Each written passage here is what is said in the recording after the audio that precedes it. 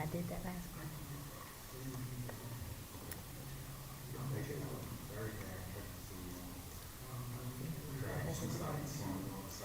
Okay, that makes sense. That's because I You didn't see that last year. They need to do or not need to do, and, it's good. How are you doing? How's the Citizen of the Year? Citizen of the Year. Still doing well. Citizen of the Year? Yes. Very cozy.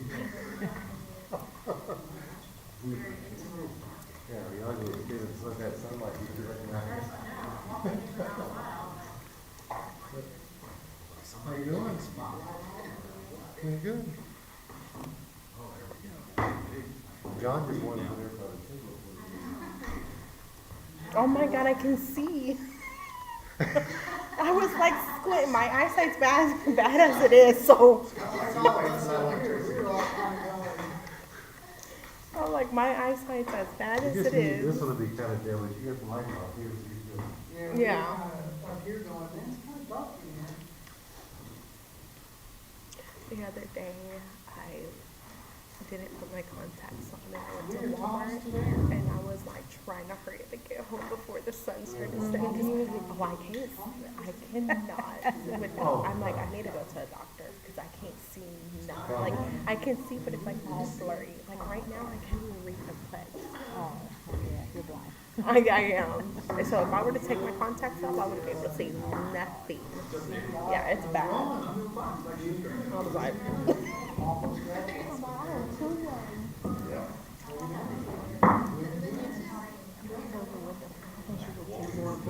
is she? Okay. Daylight, yeah.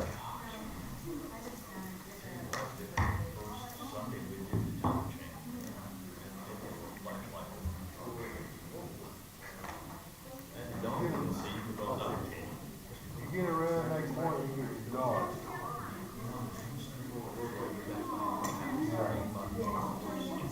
Both sections, it's done, it's dark. You're right.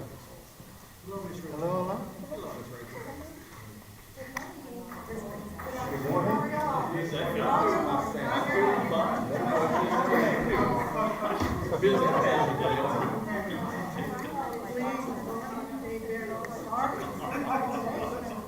Hey, we went through real fire. I'm driving next time. We gotta get there.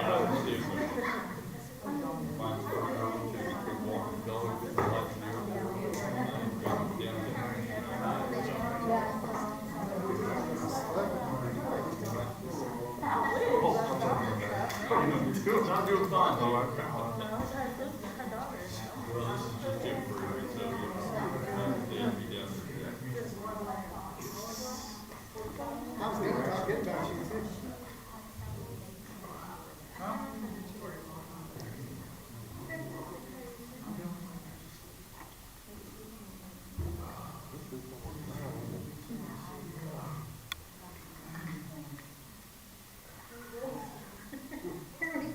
Your invocation form? Thank you, sir, I appreciate that. Not today.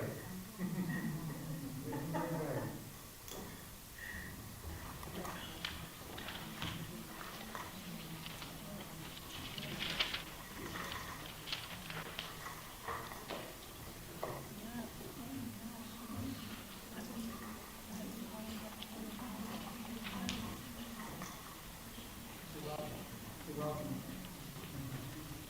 You might be one. You might be one.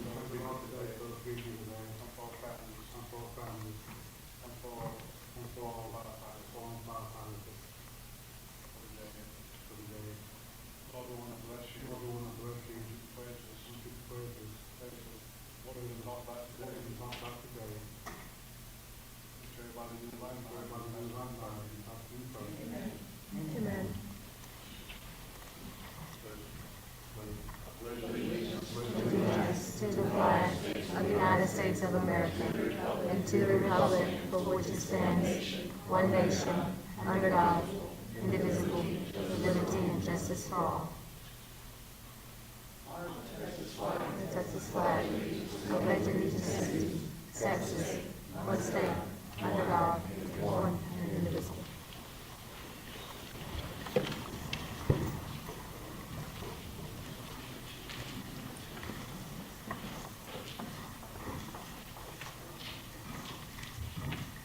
Real quick, if anybody is board members, a little conscious of, make sure our microphones are on or off, whichever way we want them when we are talking to and when we do, we're closer to where our viewing will be presented, us a little bit better. Number two, public comment. Person EDC related business or speak fine board, EDC board may not discuss or vote on any matter related to public comments specifically on the speak during the EDC meeting must be presiding officer. Public comments, 3 minutes. Just when you're good. And when you come up, you're already on all of this stuff. Appreciate it. I'm Victoria Good. I'm from Cleveland, Texas. I'm with the Greater Cleveland Chamber, and I just wanted to let y'all know some of everything on this. And I also wanted to just say thank you to all of you. The presence that y'all have been more proactive in and coming to our elections has been noticed. I really appreciate y'all really some of the businesses to our last luncheon. Our next luncheon is April 4th, and it is going to be our state of the city address. So we really look forward to that. Mayor Danny Lee is going to be speaking along with Scott, and they're going to be talking about Cleveland. So y'all come to that. We also have a ribbon cutting immediately following that luncheon for a new electrical company, Wallace Power, to service this area. So if y'all stay right after, ribbon cutting from them. And then we also have Taste of Cleveland coming up. So if you have never come to Taste of Cleveland, it's a lot of fun. We have 40 businesses set up and hand out samples of food during lunch from 11 to 2, and that's going to be on Wednesday, April 24th. So I hope that y'all will come to that. And as always, if you have any questions, just let me know. But I'm happy to see you. I'm happy to see you. Thank you, Victoria. Thank you, ribbon cutting. Ribbon cutting is going to be right literally after. At the Civic Center, right after the luncheon. Awesome. Number 3 is businesses spotlight. Rachel Hall as one board. Yes. So I had invited business owner to be here tonight, and they had agreed to something came up, and that happens with small businesses, so we can be able to serve them next time.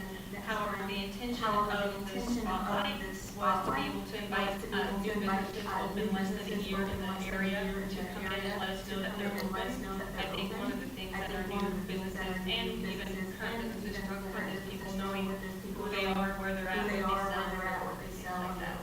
So it is a new restaurant that's in town, but I will let her speak about her restaurant at the time where she can make it. But I also want to invite other businesses or business owners new to the community to reach out and public comment and let us know what's going on so we can share our community and the community can hear what's going on with this opening up. So that's I want to expound on that. Keep that on them. Jamie, where we can ask questions with businesses. I think it's a great idea. Awesome. And the business she was just talking about came to our luncheon also in the chamber. I wish you were there. Anything else on number 3 with anyone? Number 4. Reports and comments from the board member. Who wants to start? Going back to Victoria, I just wanted to say the chamber had a rock and ride a few weekends ago, and that brought in over 800 people in Cleveland. Cleveland. That would have been here otherwise. The Rose Y'all event was really well ran and No comments. No comments. Mr. Buckley? Mr. Buckley? Ms. Hall? Ms. Hall? yes.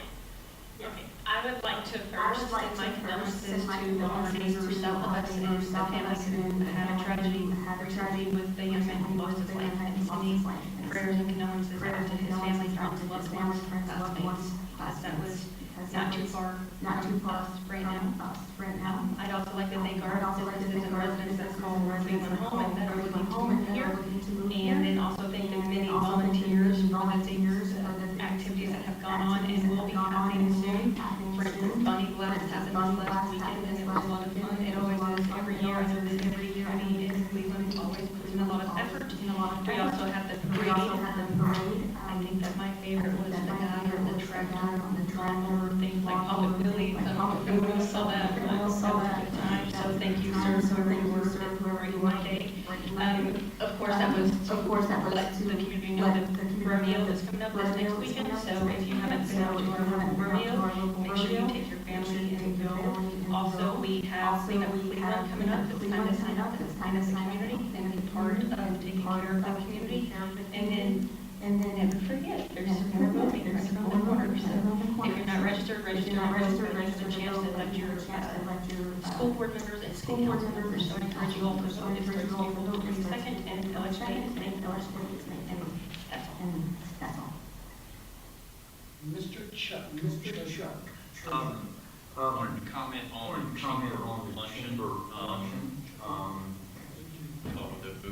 The booming voice of mine that carry across. I was very impressed with the local high school. Not living here that long, I guess I'm a little bit ignorant and not finding out more about the options for CTE that they have. I'm very impressed. I'll tell you how long ago it was when I was in high school, but I certainly don't remember anything like that being available to us. But I was very impressed with the students that were there, the programs that they had available to the state. So kudos to the school system. Good deal. I have a few things. Next Thursday. Well, first off, I want to say prayer. I want to go out to everybody lost a firefighter here recently. Mr. Brooks, I apologize. What was his name? Okay.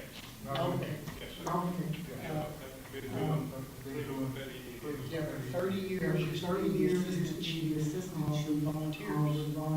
So our prayers will go out to him for sure. Next Thursday, we will start the day on a coffee with the mayor, over at the crossing. If you haven't, it's just awesome to attend. It just seems like it gets more and more people all the time. At 11:30, we are chamber luncheons. Victoria addressed the state of the city, Mayor Danny Lee, and City Manager Scott Swagger. The chamber is, I'm glad that you're involved in that. It is really eye-opening for me. I also attended our first chamber board meeting. I was impressed. I had no idea what all they had going. They got a lot going. We need to keep building that relationship between EDC and the chamber and also involved. And I think there's no stopping. We just need to keep building that relationship. If anybody wants to attend the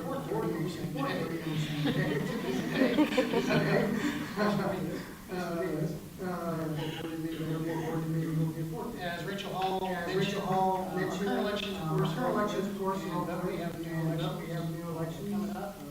Early voting is April 22nd to 30th.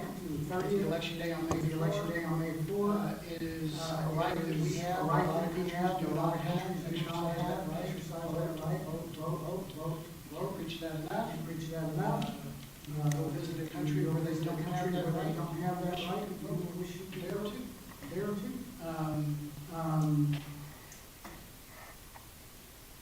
I know that the CISD ribbon cutting was probably a month ago now, or better. But I didn't go back, I didn't go to the calendar, just went over there and walked through. That is very impressive, state of the art facility. It's really worth doing, or going for sure. Airport, a little bit of an airport update. Thank Roger Brooks. I do it all the time. I can't think of not be or getting maintenance done at our airport. Has not been done. He's staying up on the maintenance out there. He's staying up on the areas out there like crazy. Haven't visited our airport. We need to. There's a lot going on. It's very large. It's a very large general aviation. And we are doing great things. Fuel sales skyrocketed like crazy. And it's just really good. You need to go out there and go out there and get a chance. Again, vote. You gotta vote. I think that's about it. Anybody else?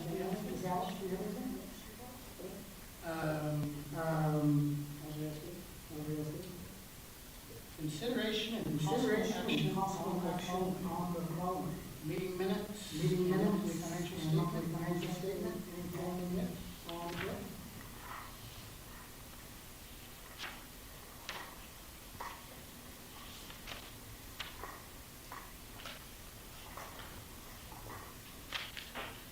Make a motion we approve consent agenda items 5 and 6.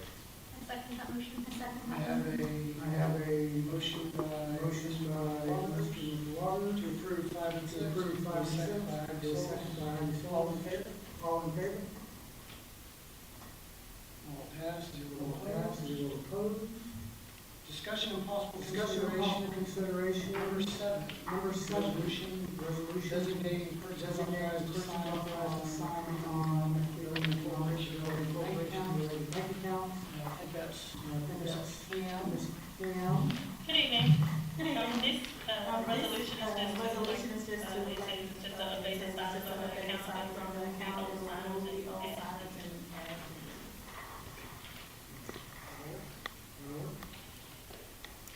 We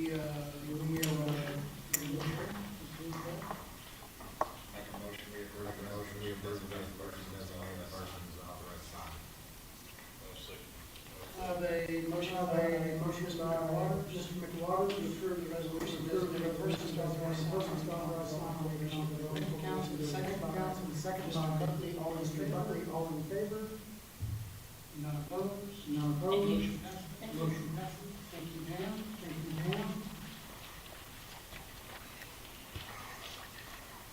Number 8 is going to be update in regards to our shore and website. And that's Danielle. Good evening. So, I know on our last meeting, we went over the brochures. On your desk, you'll see that you have them both in English and Spanish, which was requested at our monthly EDC meeting. As well as if you flip it over to the back, you have the last updated date that is timestamped at the back, which is going to be last updated 2024. I know we did talk about getting out quarterly. So the Census Bureau right now only has 2022 information out. 2023 is not released until mid-year. In essence of getting the correct information updated for the city of Portland, I was actually introduced to a young lady, and her name was Christine. With Lone Star through high school, we actually were able to do a retail demographics for the city of Cleveland. And how we were able to do it was doing my zip codes. I did it between the two zip codes of 77327 and 77328. So that really gave us all the details on the demographics. If you can scroll down, keep going. Okay, go back up. So on here, it does update our median household income number. It does update quite a bit of numbers. The only difference between this and what the census is going to bring out is that this is hitting both of the zip codes within Cleveland, Texas, rather than just within our city limits. So for now, that is what we have updated on there. I think it's great just to have those numbers, it has all the zip codes within the city limits, I mean, the city of Cleveland. I don't see why we shouldn't include those two numbers. I think we're okay with doing that for now, until, we decide if we want to go deeper into it and go through retail coach, which is what originated with, on our website, gave us those demographic numbers before. That one there is a little bit more expensive, rather than doing it through a grant through Lone Star. Lone Star has their own economic development division in a sense, and they're able to pull this up through funding programs and everything, and it's free for us to be able to do. So I think being able to partner with Lone Star College for them to provide us those numbers, it's a great asset for EDC as well, just to promote that Lone Star, hey, they do offer this and they do provide those numbers to us. So we did do that on the brochures. Any feedback from the brochures?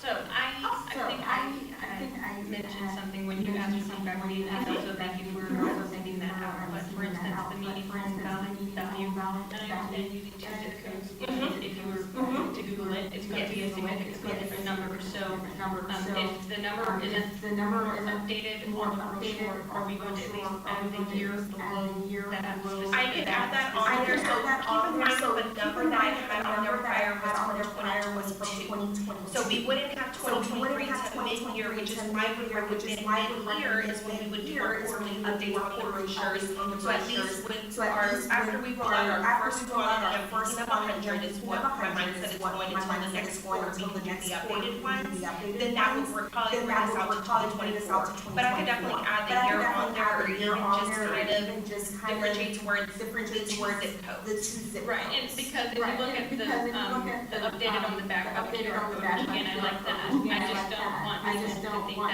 think that the data inside represents 2024. We need to at least fine print it if we can't change it, so that they know what time it represents. That works. I can definitely try to put that in there and try to just mess with the fonts to be able to update at least so it differentiates the year that we're in or what it is. So we can do that. So if we're good with that, then I'm definitely, yes, sir.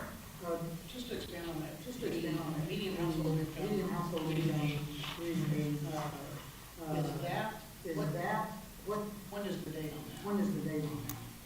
So because it's 2022, well, this number here is from 2024 through Lone Star, what they provided to us through the two zip codes. So the only thing that's current is No, sir. All of this is from 2024 through Lone Star, what they provided us for two zip codes.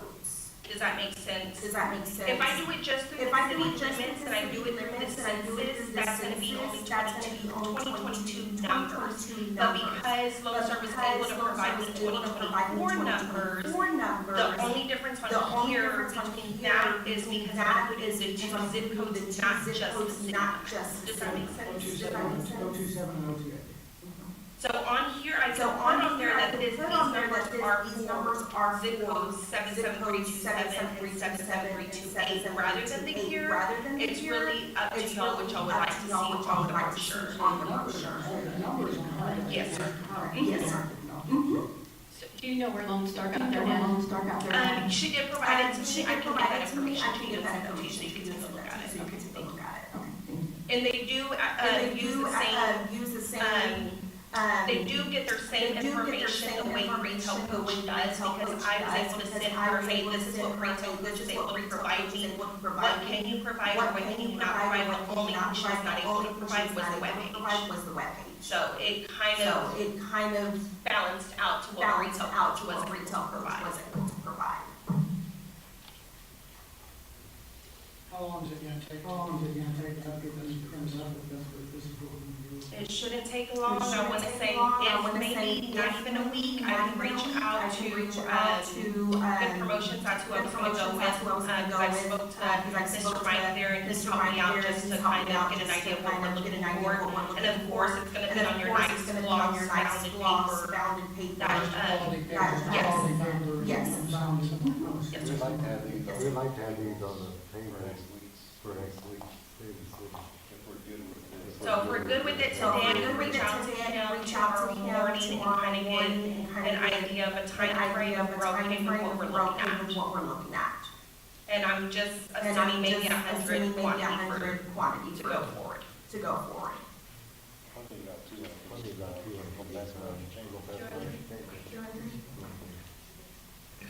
Yeah, like I said, other than maybe adding from the data, like from the data, what income or like who it came from, if it is on Star College, we just want to clear. That might be add from them. Yeah, so like fine print it, I'm not asking for big change, but just where it came from, when it came from, because my assumption was almost that they were the same data resource, and you had a resource which might make it another year or two old, working on that, so. Unless there's 164 for sale house that is still like that. Thank you, good job. I think it looks really good, and I think we could just asterisk with where the data. Okay. where the data- Perfect. I will get that updated, and then I can send y'all an email tomorrow of the final drafting of just look it on, okay? Mike, you good with it? You good with it? Chuck? We're on the consensus to roll with it, just add the, just what, Brent said, and Rachel. Yeah, you know, also completely, often the right thing, I think the right thing we talked about, and what we talked about in Spanish and English. You have done an outstanding job. Thank you. I'll make sure. The next item on the agenda was. Okay, that works. So the next item is our website, if we can pull up the website. So what we did speak about the last EDC was the URL domain for the city of Cleveland. So what I did was I was able to purchase that, and I did send that to you on your email. If you go to edcclevelandtx.com, over the web page.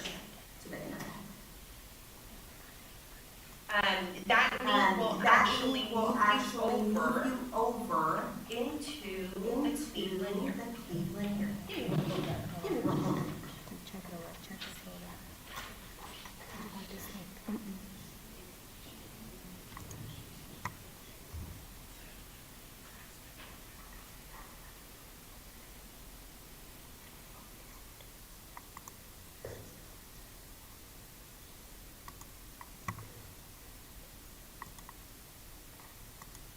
You go to edcclevelandtx.com.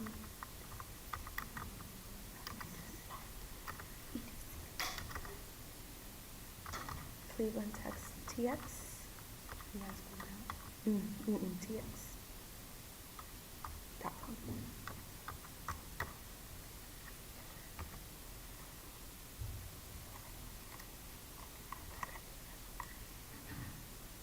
Okay, here we go. Okay, so I did a few updates to the website for EDC. So if you go into that URL of edcclevelandtx.com, it will take you directly to the page for EDC Cleveland.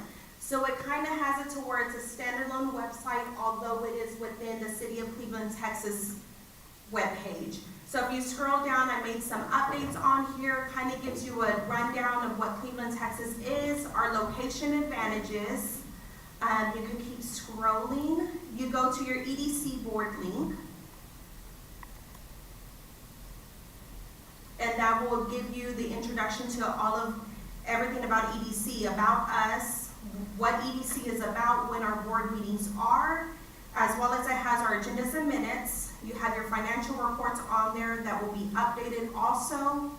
And then if you keep scrolling, you have your EDC brochures on there, which is going to give you, so that you will access both English and Spanish.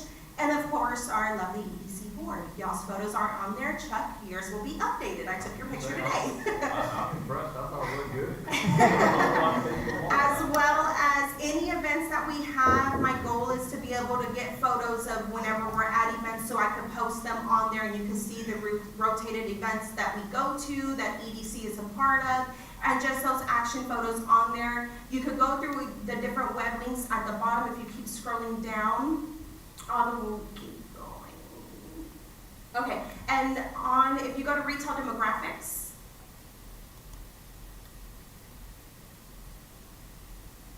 will have the information that we received from Lone Star. So on there, I do have to where it was from Lone Star College System North Houston, their EDC Development Center, as well as all the links that they did provide us, what is in our community, and it is basically your graph and your detailed information of what was in your brochure on those medium home values and where all that information came from. So that is included on there.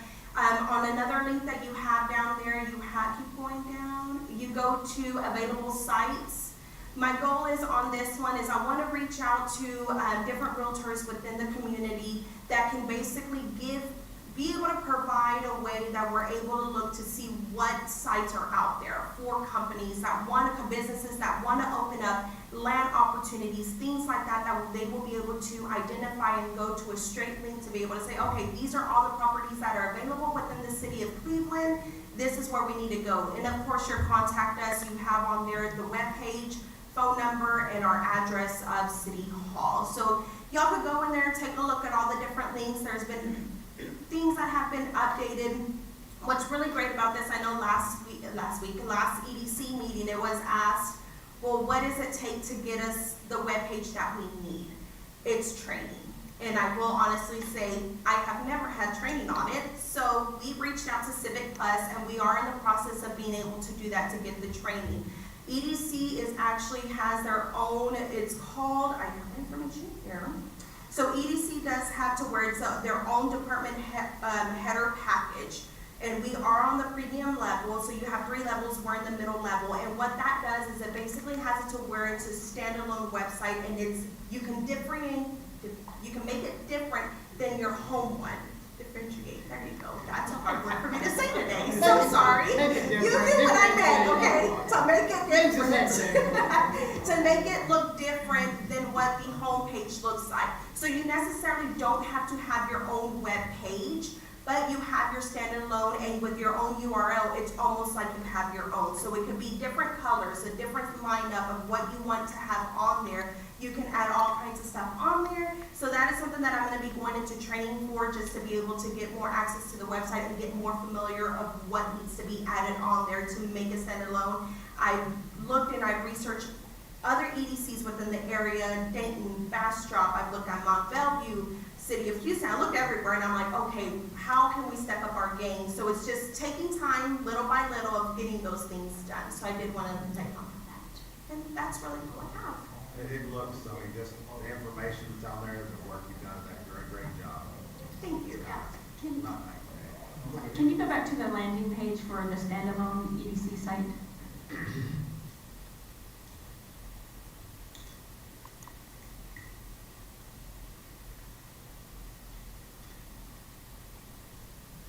Hold on. I'll just try to.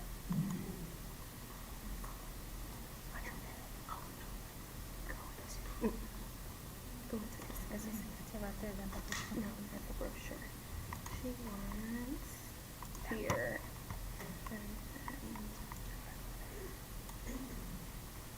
Give me 2 seconds. And you want to go to the home page of it?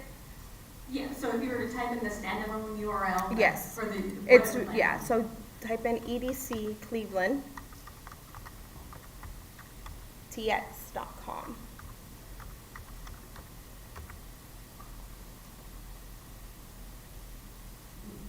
Could you scroll down? Okay, so the reason I was asking is I checked the QR codes on these EDCs, and it Yes, looks that like it does need to doesn't. be, yes, that one does need to be updated. So that is one that I do have noted that needs to be updated on the QR code. Okay, Yes. perfect, on both of these. Yes. Okay, thank you.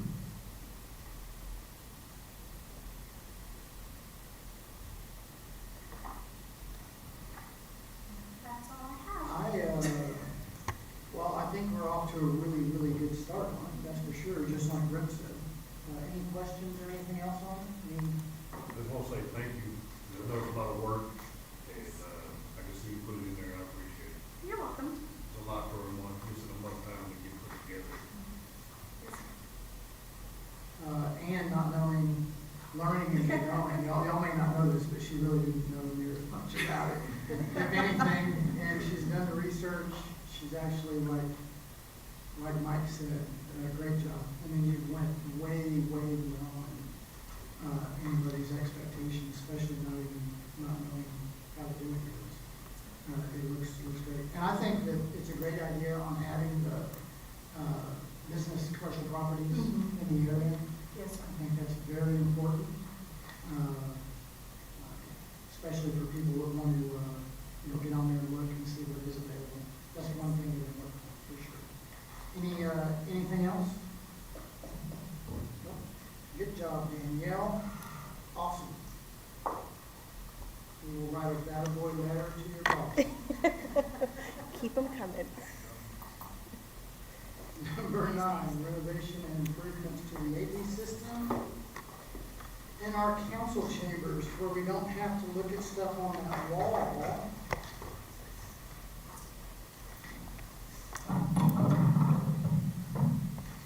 Mr. Scott Swagger, thank you for blessing us with your presence. Certainly is. In your packet, you will find a quote that we received basically almost a year ago. And so this is not a new issue. The AV system for the city council is something that has been desired and looked at for a while. And so this time last year, we were beginning the budget process, which begins in April, and we had reached out to Ford AV, who does a lot of public entities. They do school districts, cities, counties, and so forth. They do audio video component for a lot of those. And we reached out to them to kind of give us an idea of a quote of what it would take to bring our council chambers up to date. Because as you can see, our equipment that we have is very outdated and old, doesn't function the way it should or it needs to be. The quality of the screen that we have, it's just, there's a lot. The projector needs to be brighter so that you can have a nice clear picture on the wall. We need a screen that retracts up and down. That's the size of the screen. We need a camera, or cameras actually, not just a one on a stand, but one that are mounted, that zooms in, that shows the dais, that shows the podium so people can see it. We need a control system that can go back and forth between the camera, that controls the screen. There's just a lot that we don't have. And so we reached out to them to find out just kind of a budget item, how much it would cost. Last year, that estimate was about $65,000. You see it in your quote there. So I guess about a week or so ago, John reached out to me and asked more information about that AV. I said, well, we actually looked at this last year. And so let's bring that back to y'all and let y'all look at it and see what direction y'all would like to see. Because this is definitely something that EDC could fund. It's obviously not in the budget, so it would have to be another one of those budget amendments. This is also a separate project, so we would have to have a public hearing. But depending on what direction we receive tonight, if y'all say, yeah, we want to do exactly what you're doing, a complete upgrade, then we can look at that, give it Ford AV, get them to do another quote, and then we can bring that back to you next month. We could do the public hearing at the meeting next month, do the budget request recommendation, then take it to council, and do the same thing, have a public hearing before the council meeting or during the council meeting, which would be the second public hearing that you have to have, and then get the council to approve it as well. And so, so it is something that could be done now. We could do it in the budget process too. If y'all wanted to wait and do it in the budget process, like I said, we are starting that next month. We will begin that process, but of course, those funds wouldn't be allocated until October. But that's kind of the information, kind of the process that we could go through if y'all choose to move forward on it. And so do y'all have any questions or any direction that y'all would like to see? Well, I believe that, especially if you watch any of this online, it's not much better than horrible, to be honest. It's pretty bad if you watch it online. The audio is not really great. The stuff you pick up out there is even worse. And then, obviously, not just our wall that we show stuff on, but the video is working off of I don't even want to know how the video camera is programmed. But, so I definitely think it needs to be updated. not just businesses, but, I know that we've had a situation, currently going on with the airport on some things, and this last airport board meeting, we had, several, or let's just say a lot more people look at our airport board meeting online than normally do. And I got a call from quite a few pilots wanting to know if we were gonna get to the current year on our audio and video system. And was wanting clarity and clarification on what we were saying and everything else. And that coming over to EDC, if you have businesses that get online and enter, Cleveland, Texas, EDC, one of the first things that does come up is our YouTube channel. And they go on there to look at our EDC meetings, and unless you're not talking right here, you're just not, it's difficult. Brent and I talked about this the other day, and, we're definitely all for this, but as Brent is gonna point out, I think we definitely need to see more. Well, I think that, this is something we need to pursue, but I think we need to do a lot more fact-finding on current prices and even maybe one or two competitive bids on different packages put in, because, kind of to follow up on the stuff John was seeing, this is not just, it benefits the EDC, but also the city. More and more people are watching online now if they can't make the meetings and want to be informed of what's going on in our community. And it just doesn't show that well right now. And so kind of getting up to snuff on that I think is important, but I think that we need to kind of understand what's available out there, get a couple of bids, and make the right decision. Rachel, yes. Well, yes. So I would like to see our city go back to streaming on Facebook and pursuing more channels of virtual communication in addition to just the YouTube. The last time I checked YouTube on an EDC meeting, we maybe had 30 to 50 views. If you go to Facebook and see the archive of old meetings when they used to for city council and EDC, that back in COVID, you have 200 plus. So I'd like to see proactive steps of seeing how much, putting it out there for the community more often before automatically updating. It's not an urgent need. I'm not saying it doesn't need to be updated, but I think we have some proactive steps first, as well as getting bids. And I also don't think it's in the best interest to continue to dip into the fund balance. I know I have done motions for such, but I think that's for a specific project with the parks and the community needs. And I'd like to see those projects finalized before we continue taking on bigger money projects. So that's just my 2 cents is I think it should be discussed and planned in a future budget, but not an immediate need for now. And I agree with what Brent and John already said. Plus, I'd like to see it online. And as you know, we can put, we put things on Facebook and do all that, you're still talking about the same audio video quality. Right, I know, but at the timing, $66,000 for 30 people to watch online, I think is not an immediate need.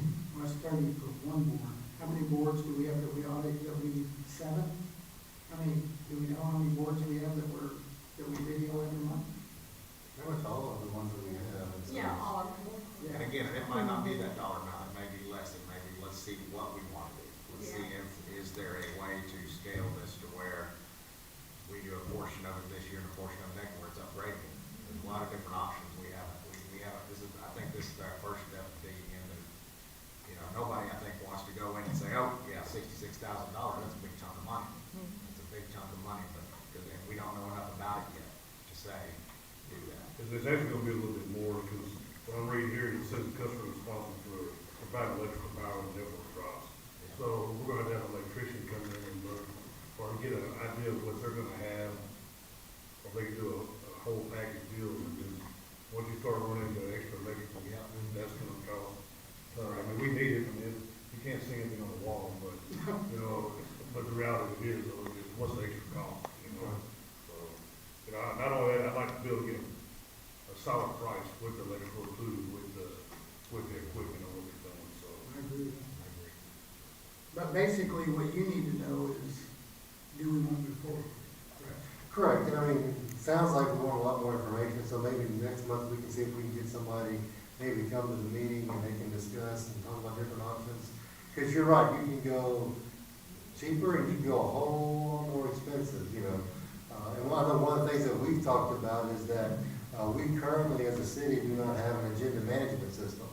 And that's something that we need to be looking into and advancing and purchasing for council and all the boards, so where we have that agenda management system.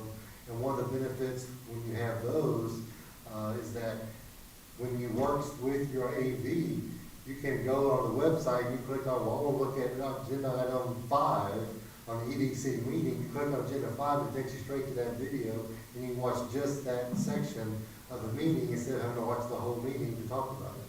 You know, but again, we need to make sure that that technology, whether we have that, if it needs to now, or we need to be able to at least expand to that when and if we can ever get that agenda management system funded. Again, it's one of those items that we looked at last year, of course, didn't have the funding to do, and we are currently working on getting quotes for this next year for the same thing for agenda management as well. So, do we need to move forward with it, to be able to look at it? Do we need to make a motion on it to? No, if y'all just want to continue to look into this, and it sounds like maybe something we put in the budget, and maybe the city and EDC can split that in next year's budget, and we've got some time to start working on it. We can try to get one of these companies to come out and just kind of explain the different technologies. I mean, you can go into where you can even have that, whatever you're projecting on that wall, projected on the screen in front of your seat at the dais. You know, I mean, a lot of councils will see that. So where you're looking straight ahead, you're not hardly looking at the screen the whole time. You know, and that way you're facing forward, and you've got everything right there, and your microphone's right there. I mean, there's just all kinds where, you know, where they can control the microphone here, on and off, as a secondary backup. I mean, there's just so many different things that you can have within those systems that we can look at, and you can look at those different options and see how we want to progress and what we want to look at.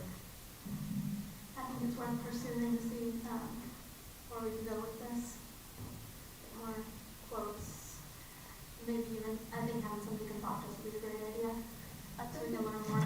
They would have to go through the bidding process because of the dollar amount, so that would be a requirement. Well, I mean, like, board AVs are my board. They're on a, so you wouldn't necessarily have to go through a bidding process, but you could, you know. But that always slows the process down when you go through. Then you get to, a lot of times you have to pay for somebody to develop the specs, you know, so that you can bid that out and so forth. If we wait on this until next budget, we're talking mid-next year before we get anything done. We get funding in October, and we could, if we know that it's been approved in the budget, we could start working on it earlier, just not actually doing the funding and stuff until October, and signing agreements and all that until October. But we actually start the budget process and we start working on it next month. April's when we start, so. It's a long process. I know it's a need, I don't think it's an urgent need, so I think whether you talk about it now or wait for the budget process and wait mid-year next year, it's sufficient. It might not be the most technologically advanced, and it's maybe not the best, but if we can human use, like pull the microphone closer and be more intentional, and be wise with how we spend the money. Not that it's not a need, I just don't consider it urgent, but that's just my one opinion. I'm assuming also that we don't have any numbers as to what it would cost if we don't do this. So in other words, John mentioned it, he's got several pilot friends that are saying, you know, come on into the, heck with the 21st century, come on into the 20th century at this point in time. So I mean, you know, is there the potential to lose out on something because somebody saw a video and thought in this day and time, I can do better with my phone, and if that is the technology they have available to them, do I want to contemplate bringing my business to this community? That's a very, very good point. I agree, yeah. Totally. And if you're a current business and you get online and watch one of our EDC board meetings, or any of our meetings, the city council, unless we are up here being very cognizant of mics on and off, bringing them close to you, just look at all the board meetings. There's board meetings that we have that you don't hear anything, don't see much. That's a very good point. And let's look at this one. You have done a tremendous job, with the website. I mean, we're gonna have a new person coming in, in the next couple of months, and it was discussed last month, how are we going to see this website spin going forward? Is this something that we can more fully utilize with our current system, but we got to get up to date, and all of this, I think, goes hand in hand. So could we be saving a little bit of money on the website side of things by pursuing more avenues that we currently have? It's gonna free up money to spend on this, but they go hand in hand. Well, again, I think it's advertising. We're advertising our city right now on that camera. Any which way you look at it, we are advertising our city right now. On this board, every board we have, city council, it doesn't matter what board it is. It's part of advertising our city. Well, when you're recruiting businesses and businesses are coming to town, one of the first things they look at are what incentives are available for their company to come. And those incentives come through EDC, or a lot of those come through EDC. And a business that's looking, they're gonna be watching those videos, all right, how do I relate to this EDC board? How do they perform? What's their business? What are their interests? Watch some of those videos, that's what they're gonna see. And so that's one of the very first avenues that businesses take, and this is what they're seeing, and this is what their perception of Cleveland and EDC is when they go on there. So back to. Well, as far as getting those prices, you got an idea of what you want to put in here. You've got a list, so as far as contacting another company saying, or two other companies saying, this is what we're looking at, this is what we want, can you price this, that way we're getting apple for apple. And then we need to know what we're gonna need for electrical components and what that's gonna cost you. I'm gonna put that in y'all's price, or do we have to have somebody else come in and do that? In that case, then we need to know where the location is gonna be, so we can get an accurate price on the electrical part of it. I would recommend going ahead and having two other companies just give you a price on what you got figured here right now. And then that way we can see where they're at as far as ballpark figures with everybody else. And again, this is a quote, so it's not any specific system. We didn't specify, we didn't spec out, we just asked them to kind of give us an idea of what a system would be for us to budget, which is why they give you a range even in their quote. And they would actually have to come out, figure out exactly what we wanted, and determine, okay, this is what that equipment's gonna cost, this is what it's gonna need, and then go, okay, well, you decided you want 3 cameras, so now I've gotta run electricity at 3 different locations. That's something we need to do then, because, I mean, to me, it kind of seems to be the norm, and I made this a point earlier, just like the buildings, we build buildings, but we don't have the overall scheme of what we want done. We want things, but at the end of the day, we get one part done, and then we still gotta do this, we gotta do this. I'm one of them, I wanna know total package. Yeah. What everything's gonna be, so that way, at the end of the day, I know what I'm voting on and what I'm approving. Because, just like we got a pavilion down there in the middle of town, that we got a building there, but now we still gotta do sidewalks, we still gotta do landscape, we gotta do all this. Exactly. And that's one of the things, things kinda get pushed too much, as far as I'm concerned, to the point that we're making decisions, but we don't have all the information we need. And as far as for me, I want all the information before I'm gonna, before I'm gonna say yes or no to anything, so. Well, again, that's what this was just a budget estimate for us to put into the budget last year. If the council were to approve that, then we would go into all that detail. And then when we took a contract to council, it would have been the actual dollar amount. This was just a budget number to put in there for requesting. Now, but this is what we wanted. We wanted some discussion. And I kind of give you a range of what it was last year. If we want to move forward, then that's where the next step would be, is actually bring somebody, let them figure out exactly what we want, and look at the facilities and say, okay, yeah, these mics they're fine, there's nothing wrong with these microphones, we just need to change out the guts that are in the room here. We need to figure out where we're gonna put the 3 cameras, or the 2 cameras, however we wanna decide where that is. How do you get the control system? Do we have to, is it wireless to the podium here? Does that have to move? Because it's not the right location? I mean, all that kind of stuff has to be looked into once we get to that point. So in short, you need a consensus from us if we want to go ahead and move forward. I mean, if we're not looking to move forward right now, we don't need to bring them out here, have them do a presentation and spend a lot of time if we're not interested. If we're definitely interested, just bring it out and you got I the money. agree 100% with Mike on, I think we need to move forward with it, in my opinion. I think that, as Mike said, we just need the entire picture and stop piecemealing it as much and, or at all, to be honest. So let's just go ahead. I was gonna say, I agree. So let's get a consensus if we want to move forward with this, at least that'll Well, give. well, too, the thing is you can move forward, but you don't have to put it in the budget as of right now. Correct. We need to hold off, and you have an opportunity to at least, everybody knows what We're the gonna, final cost is gonna be, the total cost is gonna be moving forward. It's not gonna be here's a part and, oh, we gotta add this, so here's another 20,000-30,000 to do this, or we need another 10 to do this, so it's all done at one time. I agree. That's where I wanna be at. I also agree, because we had approved an EDC website and something came back after a contract was reviewed, after it was approved 2 months later, and things changed. So, though I had information, I guess some other board members thought they did not, so having a bigger picture. Also, my suggestion would be, other than, like I said, I don't find this an immediate need, that we don't, when the time comes, because there will be a need to improve it, right? But we need to look at the civic center as well, because if you want to talk about bad microphones, talk about the ones that you have to hold to your lips during forums and chamber luncheons and everything else. And so improving the microphone systems within all city buildings where people might be presenting or speaking should probably be part of the package and not just for the council hall, so.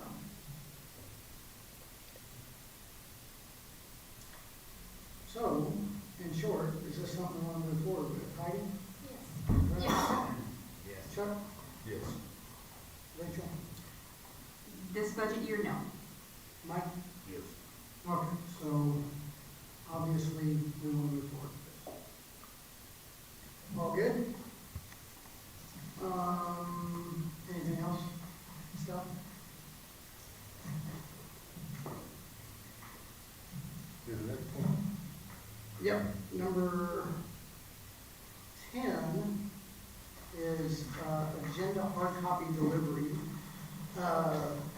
Everybody was good on number 9, right? You're done with it? Number 10 is, so the deal on this, basically, Alice and I were speaking about this the other day. In short, she just wants to know on, I know that we all get emailed our agenda. And some print it out, some want to see it on paper, some can sit here and do it on their iPad or whatever they want to look at. In short, she basically wants to know who wants it printed out and actually delivered to them at their residence.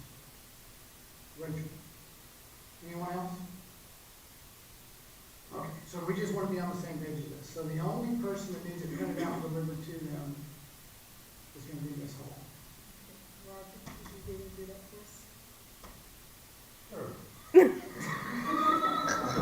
The dog is very friendly, it's okay. She said she said good things to do it.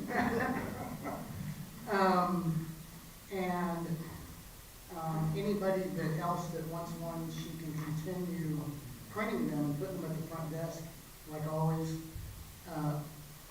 If that's what everybody still wants. You good with that, Chuck? Yes. Mike, you want the front desk? Good. Good with the front desk? You print yours? A lot of it is support and digital, Just print it yourself? Okay. Absolutely delivered, thank you, Roger. So, actually, the only ones then we need printed is just one delivered to her. Everybody else can print their own, or Chuck, if you want. Pick one up here, you need it printed. No, I can print them all. Okay, so just print one. You good with that? Everybody good with that? No last minute changes in your mind? Okay, number 10 is good. Thank you, Roger, for delivering that for us. We appreciate that. Number 11, EDC projects and goals. A is gateway signs. We're going to have, obviously, Scott on that and a presentation with M2L gateway and wayfinding signs for consideration. Scott? Okay, so I'm just going to be here real briefly before I turn this over to Mike Maurer with M2L.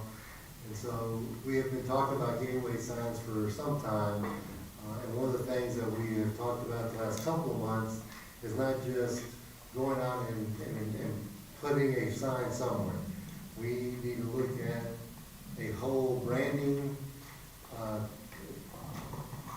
basically plan, having a master plan of all the different styles of signs, different monument signs, wayfinding signs, monument signs, what have you, and come up with a plan that all is consistent, that helps to brand Cleveland, and then also have a plan that says, okay, on year 1, you're going to do these, year 2, you're going to do these, year 3, you're going to do these, and then we can start budgeting for all that. And so the EDC board said, yeah, that sounds like a good thing. Let's have somebody come and talk to us, kind of educate us a little bit about those signs. And so I have worked with Michael in the past on doing just that. And so I've asked him to come in and just kind of talk about the different signs, the different hierarchy of signs, and kind of what the plan would look like and how we can do that. And then to try to see what kind of direction y'all want to go forward. Hopefully, maybe coming up with a master plan for the signs that we can just begin implementing. One of the things we talked about on gateways also is that we currently have a gateway right there at Washington and 69. In fact, that's the picture of it right there. However, if you look at our city limits on the south side that's not even halfway down. And really, we need to be looking at putting our gateway signs right at the city limits, if not maybe even a little bit further into the ETJ to let people know, now you're in Cleveland, not when you're halfway into the town, now you're in Cleveland. And you want to do to show the whole city. And so right now with 69 under construction, south side's finishing up, but we're just about to start the north. You've got 105, both east and west, that's about to be under construction and under construction. And so we need to make sure to kind of wait for those to be complete before we do some of that. You've got 1725, you got 321, you got 1010, you got all these other entrances, 787, that are all coming in. And so we need to kind of figure out, you obviously don't want this huge gateway sign on 787, but you do want something similar that says, okay, yes, now I know I'm in Cleveland. And then you drive past the airport, yes, this is a city facility. We have signs, but none of our city facilities have the same sign that says, this is a city facility, you have that branding. And so he can kind of go into that, so I'm going to turn it over to him and let him talk. Thank you, Mike. Let's tell people, I'll try to lean over so I can be heard. Thank you, Scott, city staff, board members, Mr. Williams, thank you for this opportunity. I don't know if we risk turning the lights down so you can actually see. I'm sorry to interrupt you, if you don't mind. Will you start off telling us who you are? Oh, I'm sorry. I apologize. Scott did such a good job of setting me up. Michael Maurer with M2L Associates. I also have one of my project managers, city council, is with me. I am a landscape architect. Among the many things that we do as a firm that we take a lot of pride in and we are very passionate about is helping communities like yourselves.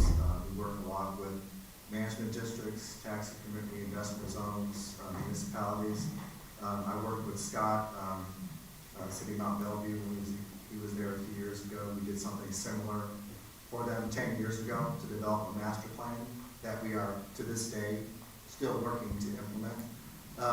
And so Scott asked me to come visit Mr. Williams. You and I and Scott visited about giving some idea about what this might look like. And I'm not here to propose specifically anything. It's really just share some of my thoughts, share some ideas and experiences that we've had as a firm working with municipalities that want to look at signage and how signage works into an overall development. And Danielle talked a lot about economic development. You're here as Economic Development Corporation to promote that, and how I feel about what that looks like, what it can look like for you, and if there is something that we have done within our experience as a firm makes sense for you all and what you are trying to achieve, and then we would go a little bit further. So I have some information. I see, Mr. Williams, you have a printout. Unfortunately, it's a little bit, I don't know if we want to risk turning the lights down a little bit so we can see the screen, but I will kind of walk you through some different ideas of how I interpret and how we have used signage and gateways to reinforce the goals and values of a community. And so I'll go through that.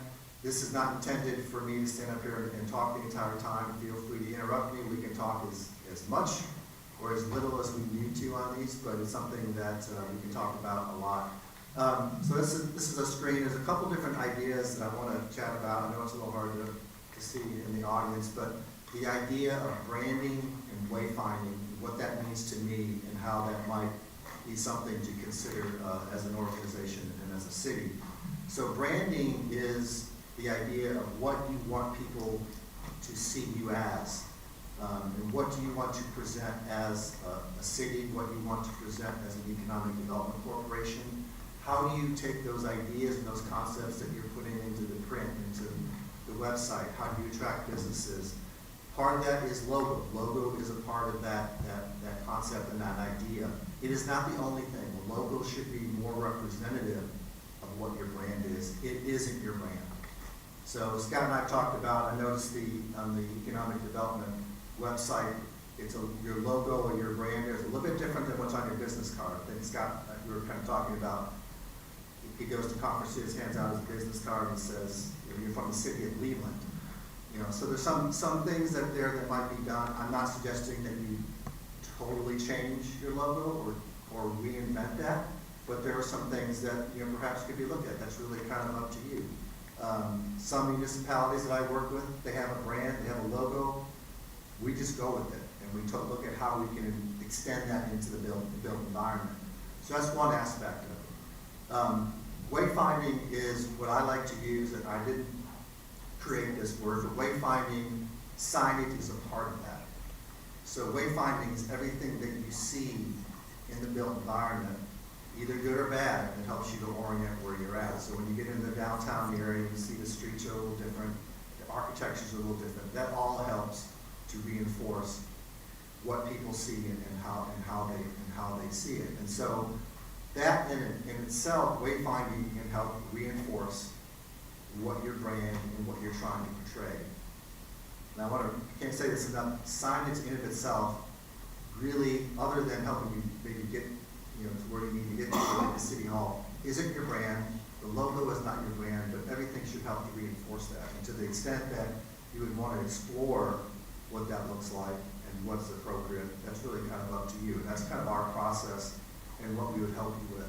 So why master plan? Why is that important? Why can it be important?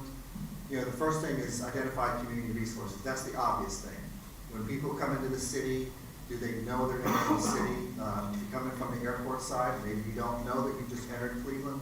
Certainly from the south side, the sign that I showed at the very beginning, that helps to identify where you're at, how to get to the City Hall, how to get to your parks. Those are basic kinds of things that can be done. It can provide consistency. I noticed driving in, some of your street signs are white background with black letters, some of them with the old kind of text dot green type signs that you see. So helping to provide some consistency among the different sign types. And I'll talk a little bit about what that is and how that can look. One of the big things is if you ultimately decide we need to have signs and we need to provide some consistency. Whatever that looks like, however many sign types that is, provide some cost forecasting. And that's what we've done with a number of entities is, what do these cost? Certain things cost more than others. An overhead street sign as you come up to an intersection, that's a certain price point. Redoing the sign with the white stone, that's a certain price point. So that's part of what we work through, is to say what's important and what does it cost and what has the most impact and the most bearing on your community that makes the most sense. Ultimately, you're spending public dollars, you're representing businesses, what you spend is important. And I understand that, and we get that, and we help you walk through that. Some of the more intangible things, such as, community pride, extending your logo or your brand into the signs. You can do that within the state of Texas, both within the TxDOT right away and within your city, to put, your logo or some kind of graphic within your regulatory signs. Those would be, a next intersection sign, or a post local street that's not signalized, street signs, changing the colors. Those are things that we have done. And ultimately, it can help, and we have seen this anecdotally, and also in talking to businesses once we start implementing some of these signs. It is an extension of your care and your commitment to your community to provide this and provide those updates to the signage and helping to extend and promote. It can have an impact on businesses. It is certainly, like I said, signage in of itself is not going to do that. It's how signage fits into your overall goals. Next slide, please. So this is where I was talking about the different types of signs. And there's really kind of 3 levels of communication that you present to people. The first one is a lot of what Danielle was talking about, your websites, your correspondence, those things that people would log, Facebook, you log on to certain kind of event that's going on in the city. That's kind of the first part. The second layer are the big identifiers. How do people know that they've actually entered the city of Cleveland? On the south side, you have that stone wall with the city, the Cleveland logo that helps people to orient. So how do you define the edges of your community? And then once you get inside the community, then you start to talk about different types of signage, starting with regulatory, i.e. street signs, directional signs that help you orient. Where's the city hall? Where's a certain park? Those kinds of things. And then you can even go a little bit further if you think it's appropriate to look at, okay, what is the signage at your parks? What does the signage at City Hall look like? And is it appropriate to extend it to that point? A lot of the communities I work in don't go much further than gateways, regulatory signs, directional signs, and then facility signs and actual community assets and resources are kind of the last thing. That's kind of what the city of Mount Bellevue is doing, is they're just now getting to the point where they're considering some of those other signs now that they've done regulatory and they've done gateway. It's really kind of up to you. And cost does have an impact on these in terms of what the costs are, what the benefits are, how much do you want to distribute, how much do you want to push that into community, all has kind of an impact on that. Next slide, please, or next page. So I wanted to pull together some projects that we worked on. It's not important that I go through each one of these. These are projects where we were starting somewhat from scratch in terms of developing a brand or a logo. All 4 of these, I had a consultant that I worked with. We are not graphic artists. There are people that generate logos and generate those contextual, colors and typeface and things like that. We have done that before. We have done minor modifications to it. And once again, depending on what you were looking to do. I don't know that necessarily, at first glance, changing your logo and the history, almost 90 years of history of City of Cleveland, necessarily want to change that, but it is something to think about. Maybe it's a minor tweak. Maybe it's just going with what we have and you move forward. There's nothing wrong with any of those directions. So these are just some examples. Next page. So whether you go with a refresh or a redo or stay with what you have in terms of your typeface and star, and then how do you take that and you push it out into the built environment? So these are some examples of different organizations that I've worked with. The bottom right is the city of Mount Bellevue. Some of the other ones are with management districts or other organizations. But we look at all of those specifics of what that looks like, what's appropriate. Not all communities, not all organizations do all of these. Most of them don't, because there's just a cost implication, and the reality is, just wanted to be able to show you what that looks like. Next slide. So this is just the beginning of mapping out your city. We just went really quickly through this. This is not intended to be comprehensive, nor is it comprehensive. But one of the things we look at is what Scott was talking about, is where is your primary entrances? Where do most of the people come into your community beyond off of the freeway? What are your community assets? Those are really the main things. Parks.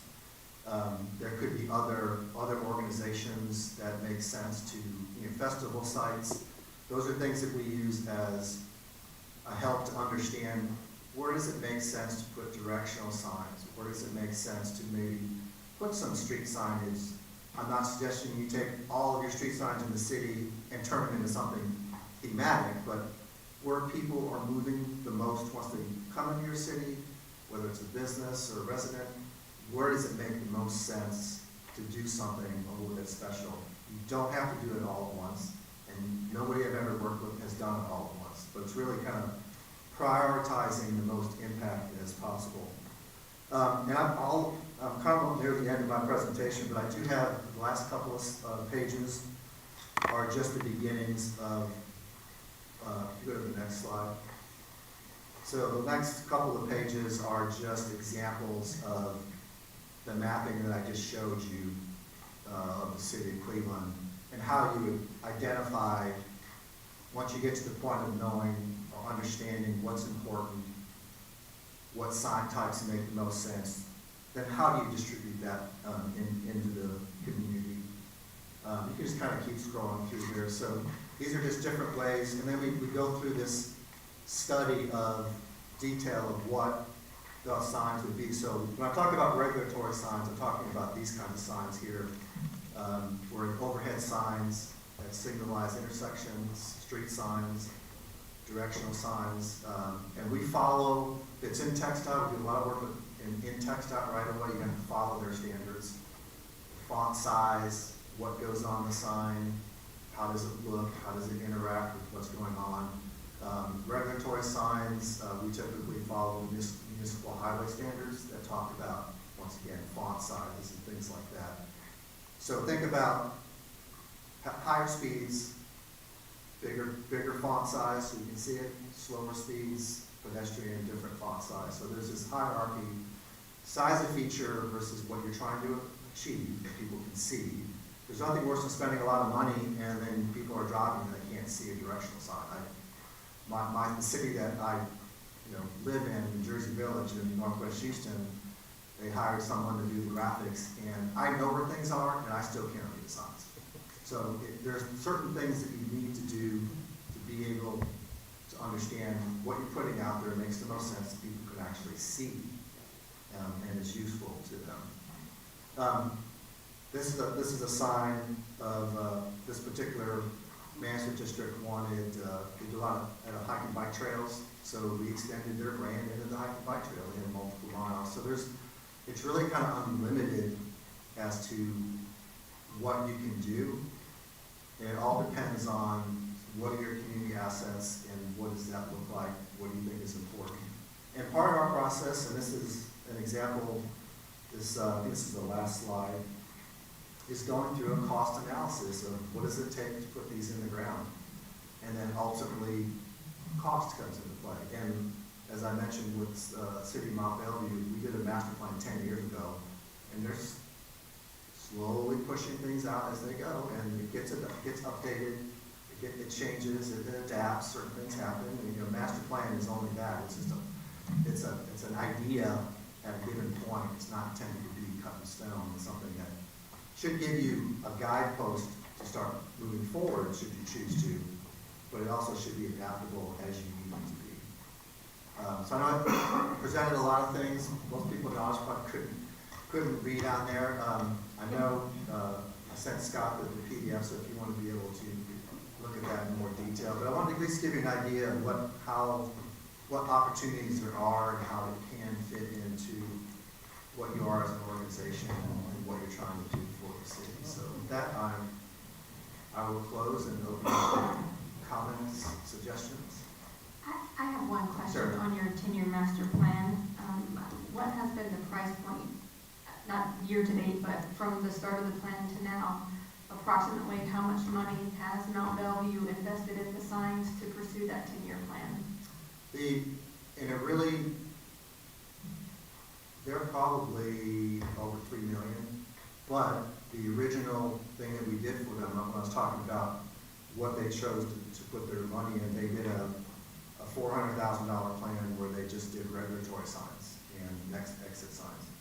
They chose to do their entire city. And I don't know what maybe Scott, I don't know what the total amount of corridors and size, but it's probably not that. I think maybe you have probably a little bit more land area than Mount Bellevue has. But they chose to do all of the street signs. And then we just did a fairly major gateway landscaping project, and then they're pursuing some other things. I would say that I've done projects that have been $120,000, where they just wanted to do overhead signs, upwards of $1 million plus. Just really depends on what you want to do. But most people don't do it all at once. It's too much of a price point. I've noticed a lot of municipalities work more from the inside out instead of the outside in. And I'm assuming that's because of financial reasons. When you start talking about, I'm not sure what it would take to redo that signage on the south, but my guess is if I were to try to design that exactly as and put it out to bid, probably talking $100,000 just right there. So imagine $100,000 into doing an intersection. Let's say you did for example, like an overhead blade sign at an intersection, signalized intersection. There's 4 of them. You're looking at probably somewhere around $5,000 or $6,000 for that whole intersection. Versus $100,000. Versus $100,000 for one sign. So imagine what I could do. I could do With $100,000. 20 plus intersections and so those are the kinds of things that usually happen. And that's what Mount Bellevue did was you can't afford to do a 4-foot tall monument, but we want to do something. Let's do this. And so that's most of the time because it allows you to put and extend your brand, your logo, your ideas out into the physical environment that impacts a lot of people. So you hit the major intersections. We hit, like I said, the core area of your downtown with maybe corner posts and overhead signs or directional signs that make the most sense and have the most impact on people. But like I think it's probably the best way to put it is that inside out, get something out there that has the most impact, see how it goes, evaluate whether it's really doing what you want it to do, and there's different ways to evaluate that outcome. Talking to businesses or just seeing how people interact with it and what are people saying about it. But you are correct, that's usually what happens. Well, like when I was in Deer Park, we did the same kind of thing. And so the first year we did a lot of your directional signs to get the wayfinding, to get that information in there. And that was to spend a lot of money on the first year, but you can go along, for $100,000, you can do a whole lot of those signs. And then the next year, we did like one gateway, and so we were able to budget for that, and then started doing, I think the third year is when we started doing like city facilities and city parks, and we'd only do 1 or 2 of those every year, and we continue to do streets every year as well. Different wayfinding. So we had a priority. What are our main, where are the main locations for the main city? So you want the Chamber of Commerce, you want your football stadium, baseball stadium, softball stadium, Sampson Park, Civic Center, City Hall, all those kind of things. Where are those main facilities, the hospitals, that kind of stuff? Where are you going to put those directions? And then we kind of figure out where are the key areas, and then you kind of go out from there. And so by doing that, you can say, well, we've got $100,000 that we want to do every year. And so how are we going to, let's put that hierarchy in place. Maybe every once in a while, you up that up to 25 or 250 or 500,000 for a big project. Well, we're going to do these 2 gateways, plus we're going to do these. You can figure that out. That's part of the process of going through that master plan and kind of identifying that hierarchy, what's your first step, what signs are in the second year, what signs are in the third year, and you gotta come for that and budget for that, you know. I know this has been on the agenda for a very long time. And I'd sure like to see us start moving forward with it, if it's, even starting with, signs, starting inside out. I spoke to someone in Bel Air the other day, and that's exactly what they said they did. You go into Bel Air, you know you're in Bel Air without ever seeing a gateway sign. You see their signs, their street signs, their waypoint signs, you know you're there. Deer Park, Mount Bellevue, Jersey. I mean, there's so many of them that, you know you're in there before you ever even see it. And it sounded like chose to go that route first, just because it was less expensive, like you said. You get a lot more bang for your buck with all those smaller signs than you do one big gateway sign. But Yeah, and I would just add to that too, and I've done this in a couple different places. I don't know if Deer Park did this, Scott, or not, but once you establish what you want to do, is you develop a guideline. So that if you do, 5 years from now, you do a reconstruction project, or you have a developer, Mount Bellevue does this, they make the developer follow these sign standards. So those are things that you can proactively set up once you decide that, yes, we want to do this, and this makes sense, is you can build that into future projects as they come up, to be able to extend that further. well, Houston's pretty good at it. You go downtown Houston, you're gonna have theater district signs, you're gonna have, museum district signs, you have different signs in Houston. So what do we need to do on this, Scott? I'm going forward to start doing something on it.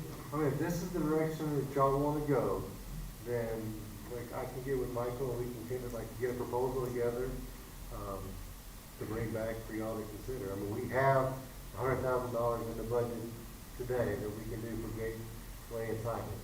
So if y'all wanna move in this direction, then we can, get a proposal, bring that back to y'all next month, and then we can start working, with them to move forward and get that plan together. Let's do it. 3 quick questions. 1, has the city ever looked at this before that you're aware of? That's what I've been here, so. Do we even have a current plan? No, that's what we used to do. Okay. So, I mean, based upon the signs that we have right now, is there some master plan for, okay? So, And I kinda like guess what the he's been third- identifying, when you go drive around town, we can get different Right. kind of signs. Yeah. And I guess still my third question is, and it's a rhetorical question, why would we not want to do this? What? Can I answer your rhetorical question, Sure. Chuck? I think in a previous board, and I haven't been here much longer than our new board members, but one of the things that was discussed was the fact that our city limits are growing, and as Scott mentioned, we don't know the exact place at this time as to where would be the best place to put the signs. Not to mention if we're talking about like freeway frontage type signs to say, hey, welcome to Cleveland, they are pretty expensive.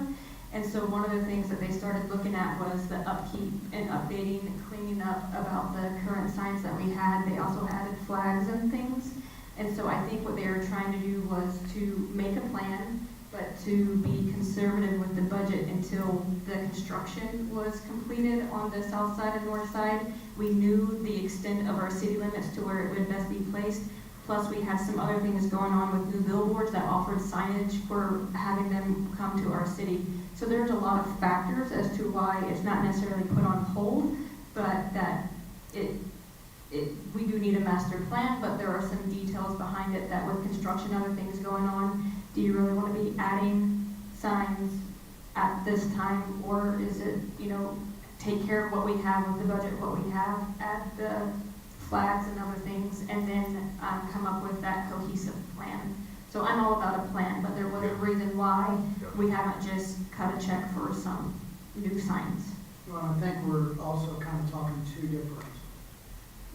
totally different situations here. One is gateway signs, which are your signs that go, when you're going into a city, it says City of Cleveland, City of Bel Air, City of whatever, versus like this, where cities are looking on signage starting from the inside out, to where they're getting a lot more bang for their buck.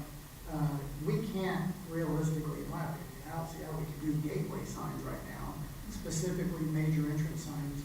Just what Ms. Hall said, those entrances are changing quite frequently.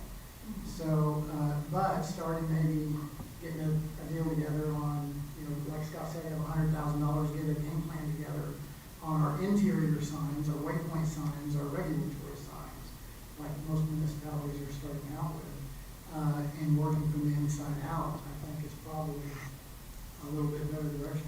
And I'll add, real quick, I'll add one thing to that. I mean, I think it also allows us to, it was on your first or second slide. We've talked about it off and on for a long time now. It's what kind of, building Cleveland's brand. And if we can be consistent with that and start from the inside, start here in town, when we get to the point of making that gateway sign, a lot of our design preferences and where we want our city to look is going to be done. So it'll be easier to move forward with that. Well, I think it goes back to the branding, like you were saying. I mean, we start off, but we gotta have that master plan. That's right. Right now, we don't know exactly where we want, but now is when you need to start talking to TechSci. We know we want one on the north side of Cleveland, we know we want a south side, we know we want east and west. And so talking to TechSci on where we can put those gateways on those right-of-ways in and around our ETJ or city limits, and start making those plans now, and then we can plan for that, and when, knowing that in 5 years, TechSci will be done with 69 North, now we know when, and we can budget for that. In 5 years, we're gonna put this gateway there. But right now, for the next 3 or 4 years, we're gonna be doing these. We know the south side, where are we gonna put that? And we need to get that permission from TechSci to be able to put it in their right of way. And we got to start working with TechSci, and that's not a quick process either. So you gotta figure out what those signs will look like, identify those, and start working with those alley, where right of way, because the I-69, you're driving 75 plus, you need a big gateway for those. 105, again, a higher speed, but not quite as big of a gateway you need on those. 787, again, not near as big of a sign coming in the city, but or 1725 or 2025. Those are going to be different size monuments coming in, or 1010, but they all need to be in the same category and have a similar look, a similar branding. It's kind of like our airport sign. It's a brand new sign. It's not very old, but the reality is it's too small. If we would have gone through this whole planning process, we probably would have realized that it needed to be a bigger sign, because that is a 70 mile, 75, 65 mile an hour speed, and you come around a curve and seeing that, you miss it, people don't see it. And so that needs to be, that kind of consideration needs to be done at each of those locations. That's kind of what this planning does. And it puts it in a priority. Now, Scott, does it change the line item, because this specifically says gateway signs, and that's why we've always talked about the freeway and the big signs, and not the inside out, changing the sign for this road by whatever major, part. So, is Good it? question, but we talked about this the other day in the meeting, and it's all under gateway, still gateway signs. So any signage in the city is considered a gateway sign? And directional, this is all going to be part of the package. So right now, all we'd be doing is doing a plan, which includes the gateway, so it's all part of that, and then we can move forward. Now, depending on how quickly we can move, we may be able to do something in the fall, late summer, and we might be able to utilize some of this funding as well for that. For something identified as a gateway sign or for any signage. So that line item specifically gateway signage is not tied to what is traditionally known as gateway signage. Well, that's what I'm saying, this is part of the plan for that. And so this part of it, we are doing a plan that includes your gateway signage. We may have to do some kind of a budget amendment or something, or a prioritization once we get to that point. We gotta get that plan first. Yeah, if I might add, I would call it a wayfinding signage plan that would include gateways, but there's nothing that you're going to necessarily lose out if we don't do any design work on that gateway, but we at least, in this particular point in time, where they might be, and then focus on the inside out in terms of an actual design.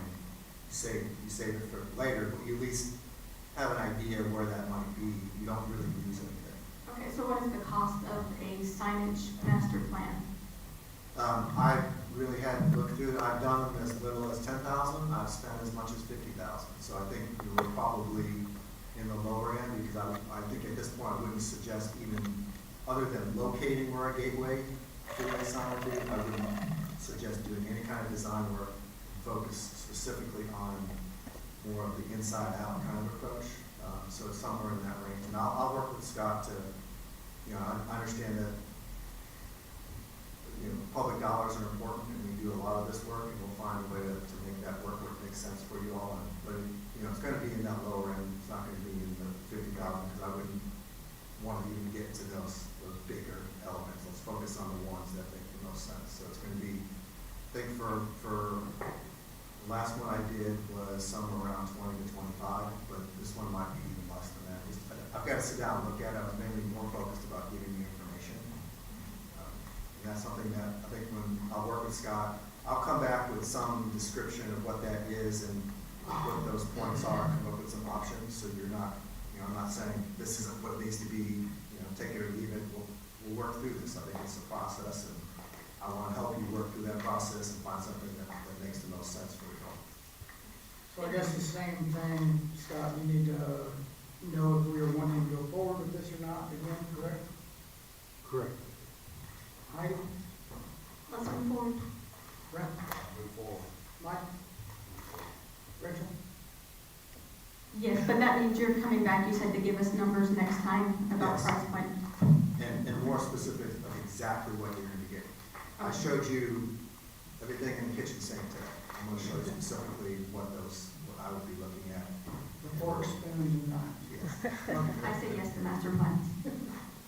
Chuck's all in, I'm all in, we're good to go. Let's move forward with it. Anything else on gateway signs?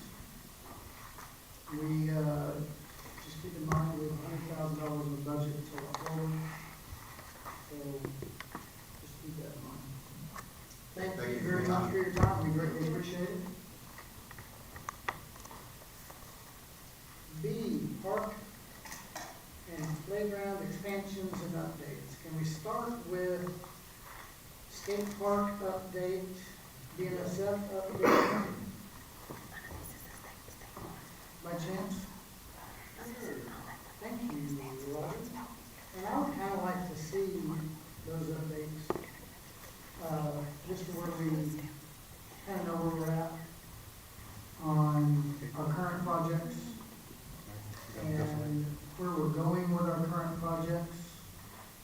Specifically, I think, y'all help me out, but I think we have the skate park currently. I'd like to get an update on BNSF every month. Danielle, what else do we BNSF, the skate park, do something? Stancil. Stancil Park, Rachel, what was the other one? I think that's it, right It now. was, at the time, it was the approved website whenever we had approved it Okay, in December. and we're getting there on a really good month. I think that covers it. I think y'all agree, kind of like to get updates on those every month, and we'll just keep that on there as parks and playgrounds expansion. Mr. Roger Brooks, Yes, sir. the infamous things. As of this evening, I got a quote to install concrete. Y'all know the location of the skate park that was proposed. So including the concrete, the fencing that protects the pavilion, and you have the boardwalk in front of that area, and the flag, 40 by 100, something like that. So the total with this company doing it would be $53,000. And if you don't mind, real quick, can you break that down? I think 30 was us and 23 was y'all, is that correct? Correct. Yeah, because we all approved the 30,000 last meeting. And so we got it down to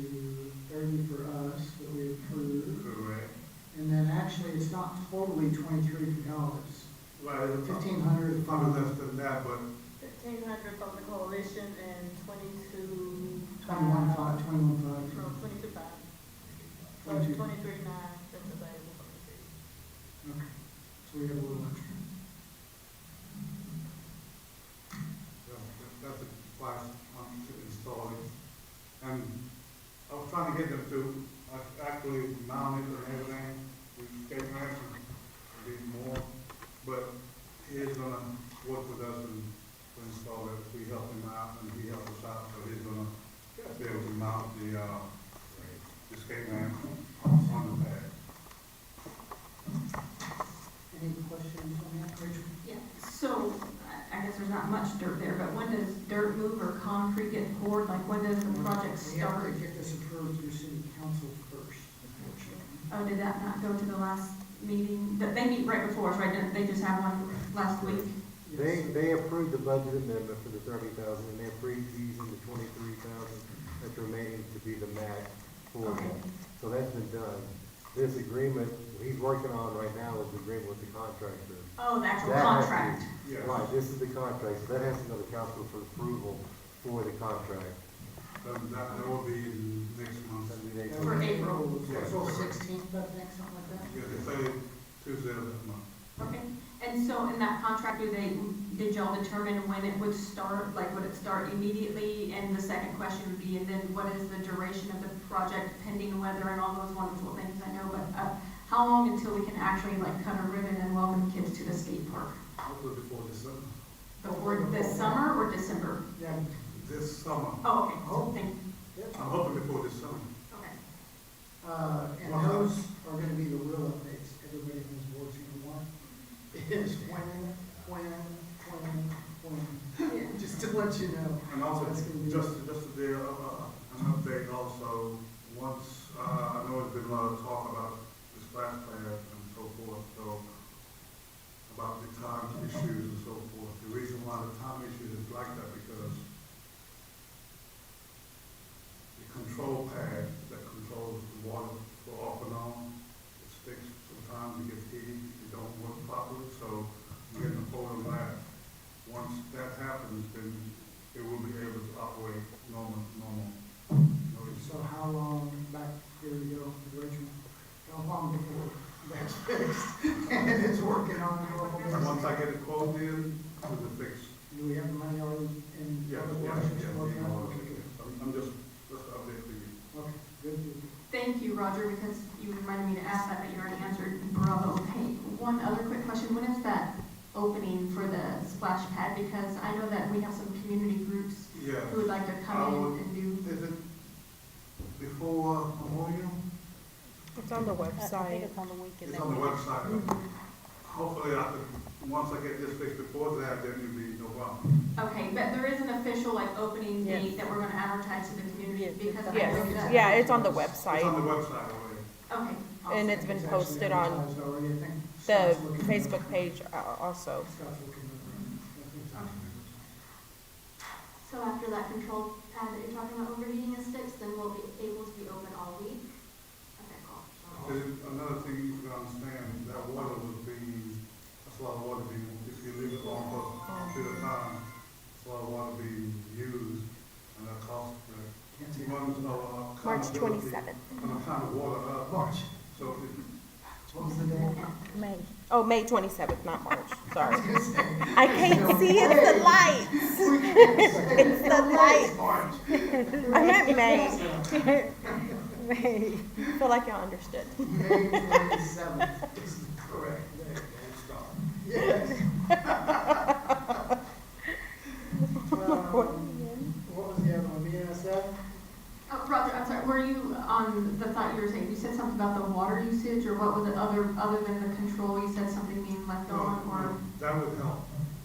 it's having a timer, like a set timer, like it can't come on after 10 p.m. or something? No, well, without that, the timer of the push button, water would stay on constantly. Okay, With this push button, then it'd be intermittent.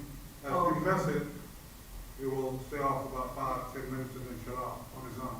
okay, Versus us going out there and shutting everything down. okay. So that's what we are remodeling it to, is to have that functioning feature and for not to Yeah. overheat everything. And just to reemphasize, this isn't on the EDC money, correct? It's Parks and Rec. Thank you. Is it a reclaim system? No. No? So it's fresh water every time? Every time it's fresh water. How many gallons of milk is that? I don't wanna tell you. Mike's wanting to get in his It's a lot. speedo, go No, ahead. I just, It's a lot. I just did a water main for one, they're not using the worst 300 gallons. That they're using on there. No, this is, what's next? Wow. I know the reclaim systems are expensive, but is it that much more expensive in long term? Well, so before, well, when, I'll give a little history on this. Before they previous installed this, it was running through the wastewater line, sewer line. So that increased the wastewater at the sewer plant, it ways all flow up. So you use more chemicals, more electricity and so forth. So we diverted that to the drain. So that helped that process out. So it kind of helps in that in the long run. So my peak out, my 12 peak period would be over. But that's what was happening. So I had to redo that.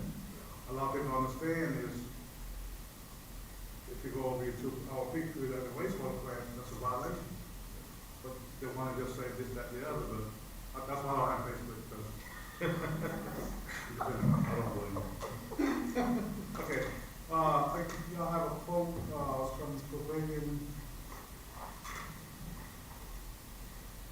Pictures. You're talking about for Stansel Park? Yes.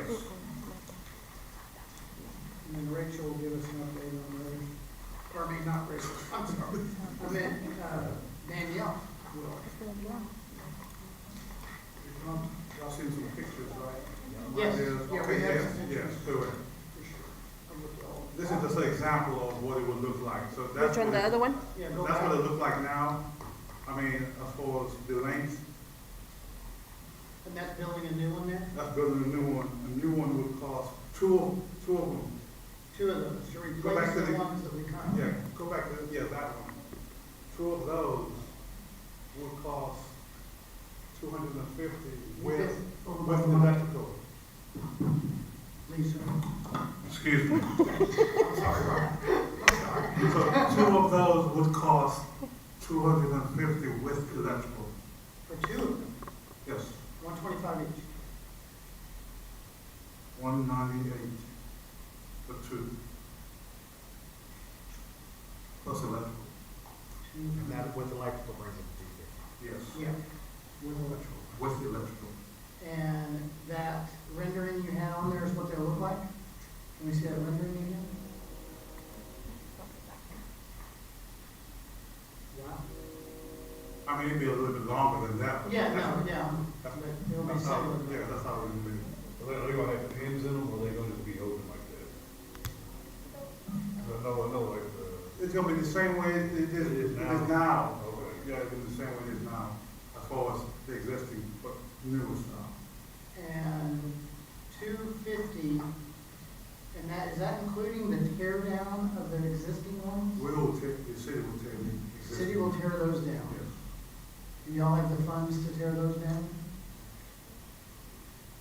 And then, Unless you wanna, that's quite all right. And then 250 to go forward with building the new one. just, 250 is 2 buildings with the electric all together. yes, sir, upgrade. That's turnkey, like Mike Buckley has said in the past. Yes. No Yes. extra BS. Yes. And that's laying concrete, like, am I looking at this? It'll be like these pictures. It'd be like the pictures. You'll have a concrete walkway and you'll Yes. have dirt on both sides. Just like. Yeah. Now, one question I will have, will they put the posts after the building, will they be putting those on a concrete structure or here? Because the way I look at it right now, they know they put them in dirt like they have. Over time, you have the same issue. I would probably look into that, but if I'm not mistaken, let me see. I think we talked about that. I think it would be concrete. Concrete. It would be a better, Yeah, because it'll be. for the longevity of it, it would be. It'll be done to be structural anyway, because you're holding weight, so more like a few years, or Correct. it'll be a solid beam. Wow. Out of my just ignorance of the total project, because this is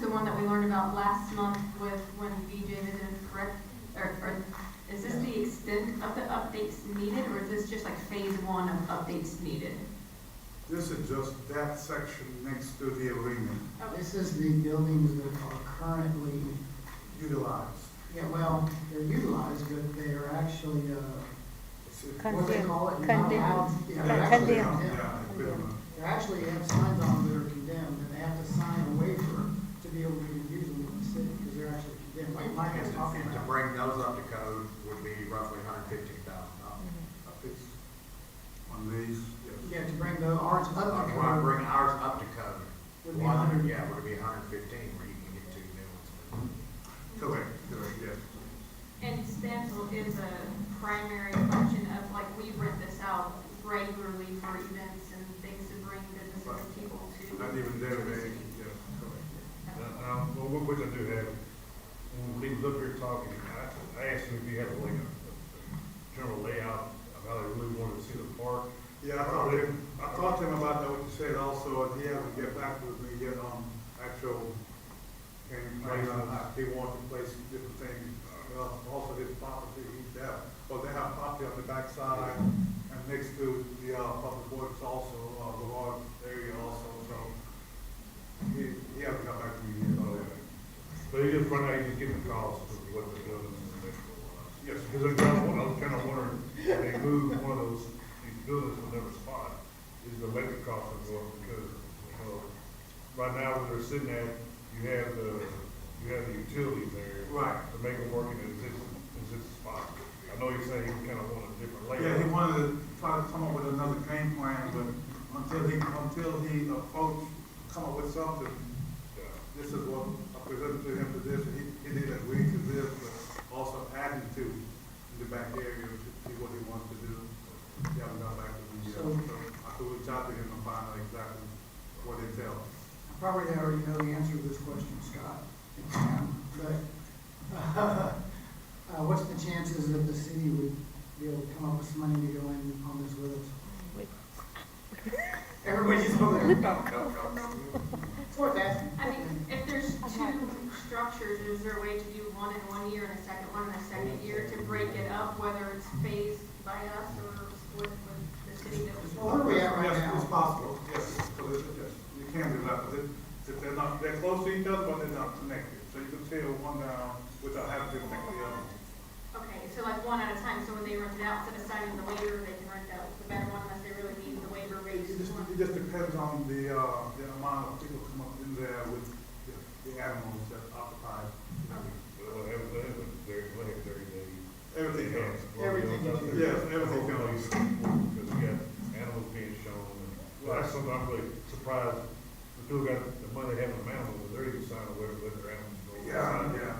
It's ridiculous, yeah, I say we can figure out how to spend money and let's get them done. I mean, that's, what's I else? agree. Well, yeah, because I mean, one thing we've learned with different things in construction projects here in the past in the city, whether it be the evidence room or a fire station. It sounds good to push them out and do them in stages, but as you know, with But as construction, time go by, it goes up. material It increases. goes I up. think that evidence room went up several $100,000 by the time it was Yes. done. So, Many percentage. but this, you know, in the conversation about city versus EDC, this is one of the parts of the city that is a money maker, like the airport.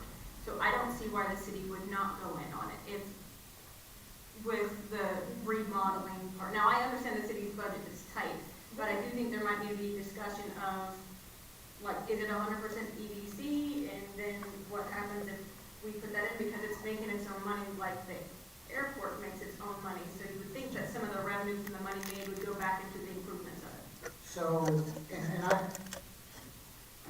so I agree with that. The airport situation, I've been very vocal on that. If we ever do decide to do hangars at the airport, I don't believe the money should ever be given to the airport.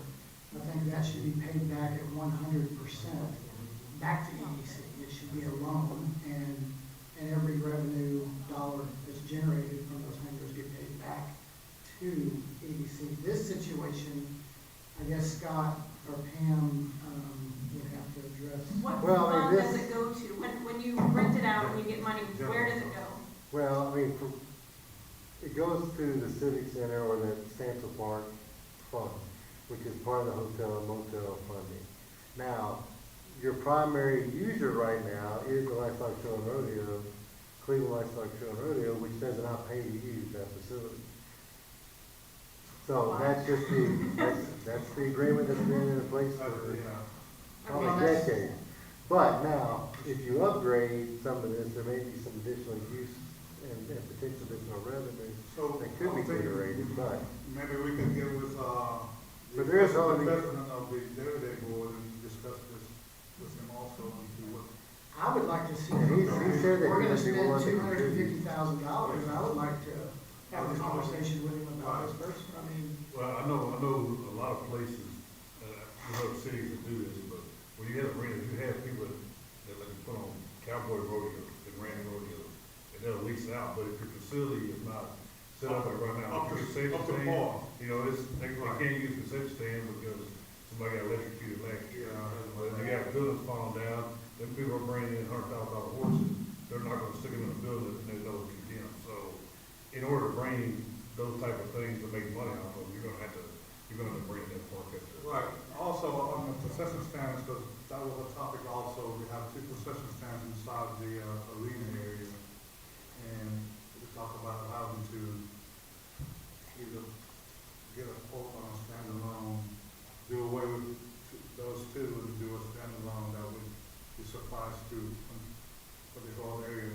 Get a big size unit and then have it pre-wide or pre-plumb for water use, because you know you have to have your disinfectant area also in there. So I have been looking at one of those to see what would it cost. When I spoke to And do Ashley away with that. about Mr. Buckley's comment, because Crosby Arena, I'd like to give you a list of arenas, but the closest one to us is Crosby. They sell a yearly membership to use their arena, and you can use it, basically almost 24 hours a day, 7 days a week. Just once it don't affect the. As long as it doesn't, as long as it doesn't affect the events like Dairy Days here, Cleveland Livestock Show and Rodeo, or Crosby Livestock Show and Rodeo. And they generate a lot of income off of it. And so I've spoke to Ashley about that, and that is something that we are looking at. Currently, I don't think we should probably be, we're trying to rent these buildings out since they're condemned. But, I do think, I agree with Mike that we need to, it's at that point. We probably need to sit down with Dairy Days, the Livestock Show and Rodeo, if we're gonna invest this kind of money into helping that out. But then also, we need to start renting it out and making money on it. It's a business any way you look at it. It is currently rented out though, right? I understand Dairy Days maybe that specific thing, but like if you want to do the log cabin or anything else like that, you're renting it out. So it's, there's some sort of revenue. It might be minimal, but it is rented out for revenue. So there's, the city should still be involved in the conversation as well. I think that this is a perfect example. It's been brought up a couple of times tonight. I think spending this kind of money, I think it's in our best interest to see what's the overall vision here. What's this place gonna look like? Whether it be placement of buildings, what's next to really make this a facility that is gonna garner the attention you're talking about with, and go in that direction. But, I mean, I think we're all for it. I think we're all absolutely wanting this to be this, but I think it'd be good to see like a plan. I would also like to see if we can get grants for a park, especially with the historical nature. We have Dairy Days going on for almost 100 years or something like that now. Like there's other revenues of funding beyond just your general budget, and so maybe exploring that as an option as well. BJ also mentioned that the Cleveland Livestock Show and Rodeo would make an effort to raise funds to also put back into Stanton Park. And another question on that is, I think that we need to look at just on the business side of it. Do we want them to contribute? What are they gonna expect out of it if they contribute to it? Obviously, it's a business, any which way you look at it. And if I'm gonna give money to Mr. Buckley, put into his business, I'm gonna expect something out of it as he would for me. So I think that's something we need to look at with Cleveland Livestock Show and Rodeo, just another thing. So what do we want to do, Scott, what do you want to do on going forward with this? What's your, what do you? Well, this is one of the things that we talked about that, obviously can't be done this year before the livestock show, which is this week, So, it's one of those things, we talked about planning and continuing moving forward, looking at this and we could budget for it. There is, like we talked about, so this could be something EDC partners with the hotel motel, and then, partners with them to come up with the funding to do it, put this in the budget for next year as a project. We've got some numbers now, if this, which y'all continue to want to proceed. It sounds like replacing them completely with a new facility is what we want to do, so. Mr. Brooks, did they give you a time frame of how good those quotes are for? 30 days, 60 days, something like that? Oh, it'd be 30. Oh, that's. 2025? In construction, pretty much now, everything is 30. 30 days. There's some companies that will give you 5 to 10 days because copper, especially on the electrical part. I would probably think that electrical might be less than 30 days because the cost of copper goes up and down constantly, so. So that's something else to look at. Mike can probably tell us more than anybody, even though my materials cost in the last 2 years, skyrocketed. Price of motorcycle tire now versus 2 years ago was crazy. Trucks the same as mine, so it's something to look at for sure. Brett's got a good point. We wait too long on it, we might get another $100,000. But if that's. Yeah, ask the chief. Yeah, ask Brett Terrell. That's a very, very good point. So thoughts, Yeah, move forward.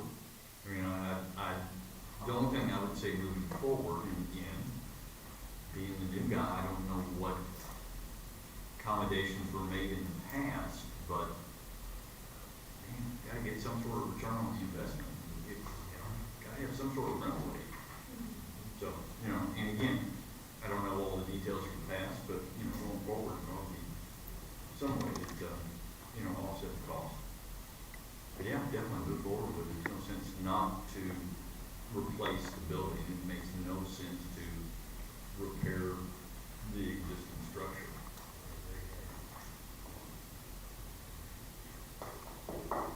well, and Mike, what's your thoughts? I'm good with it to move forward and see what we need to do, maybe looking at putting on the budget, but we need to see what the overall plan for the parking will be. Correct. You really can't move forward until we know exactly where everything's gonna be set, locations, because it can change costs, as we said. Right now, if it goes back the way it is, you got everything existing, so cost can be what it is. You move one of those buildings, or you move both of those buildings, you have electrical, how much underground you want to bring over there, when you start doing that, that can cost you another $50,000 just to bring electrical up to what you need over there, so I'd like to see an overall plan and lay out how they want to set up so those can move forward, so Yep. we'll start budgeting. I totally agree. Everybody good with that right there? Keep it on the agenda, look at it again next month?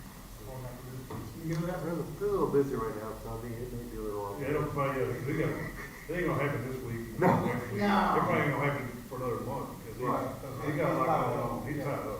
But that's fine, that's still within our Leave it budget on there. process and everything, so. Danielle. Yes. It's my turn. 2 seconds, I need to hand out something that I did not include in here. So this is going to be included in with the facade grant, that first packet that you had for that Floyd's. Not add in there, my apologies.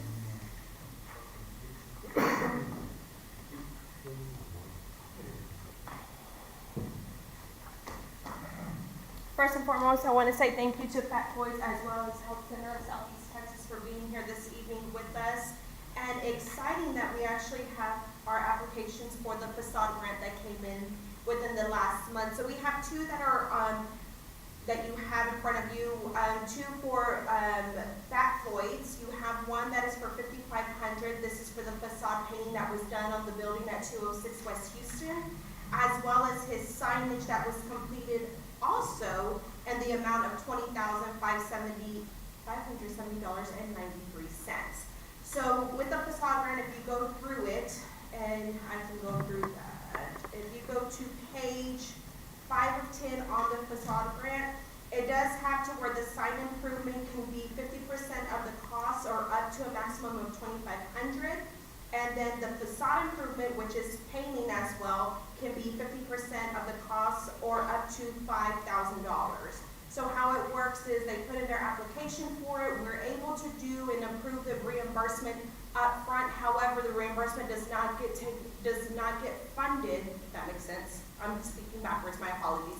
It does not get reimbursed to the client until the job is complete.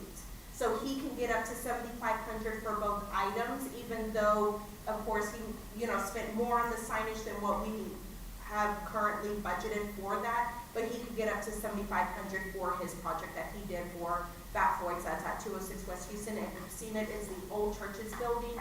It's done great. It's brought something new and fresh to that corner that's there.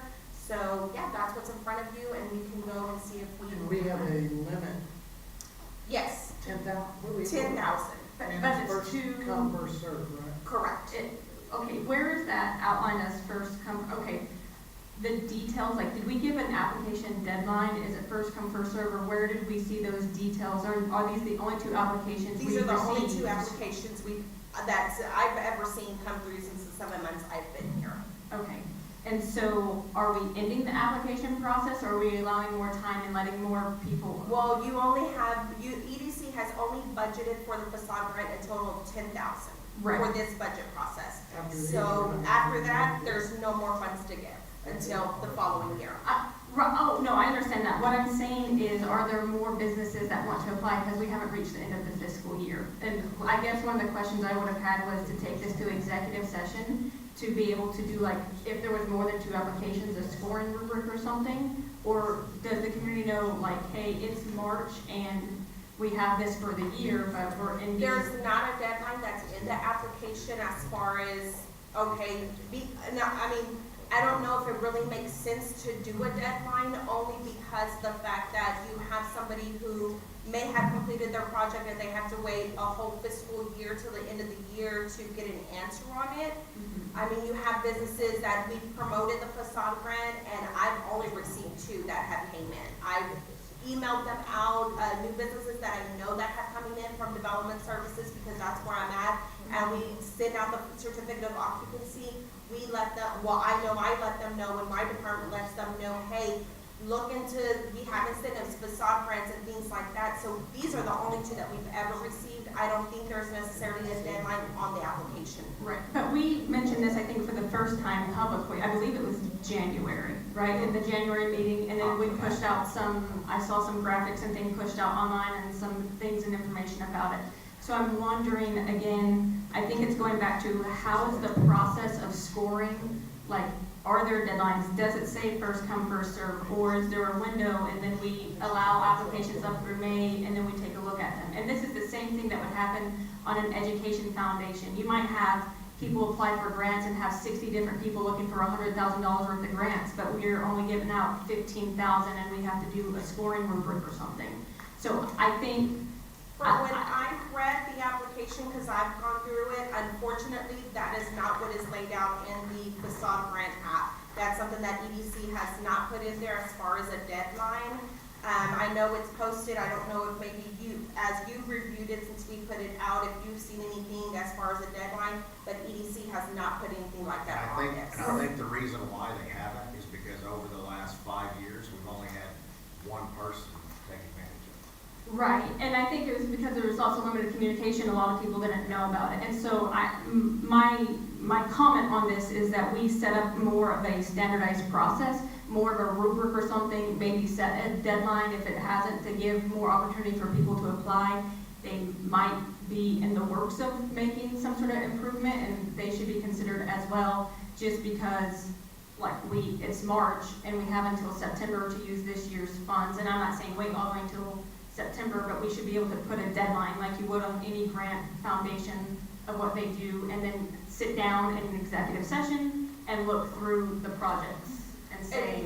Maybe that's something we could set for the next budgeted year, only because I'm looking at it from a business owner's aspect, we have not put out a deadline. So I have two businesses that have taken the time to be here this evening, as well as to complete a facade grant.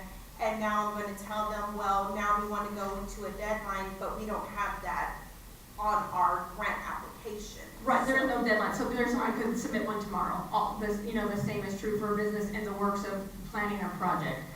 So, again, you know, I think that this is something that needs a little bit more structure to it versus just, like, whether it's approved tonight or April, or it's awarded every year in August or in September at the end of the budget year, so you have time.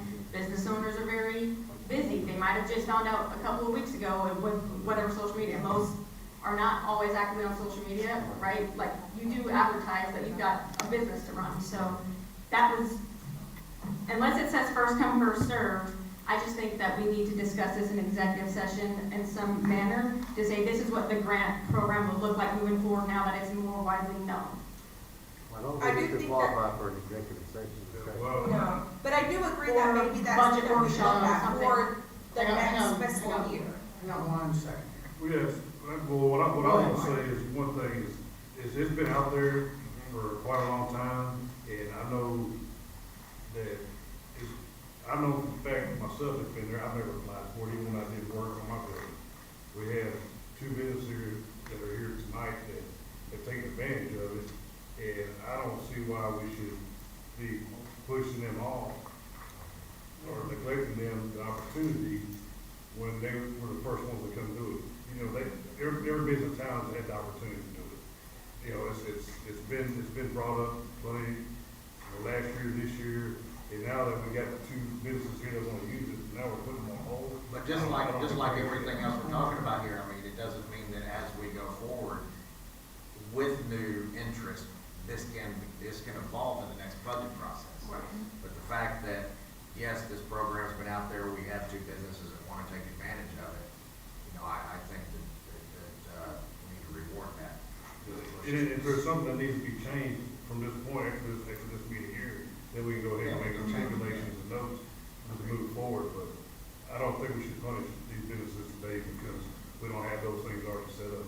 That becomes to a fault on this committee right now, if you don't have that stuff already set in place. And when we do get into the budget process for next year, you know, and we see that there is a bigger need for it and people are wanting to take advantage of it, it's probably not gonna stay at 10,000. You know, it needs to go a lot higher than 10,000.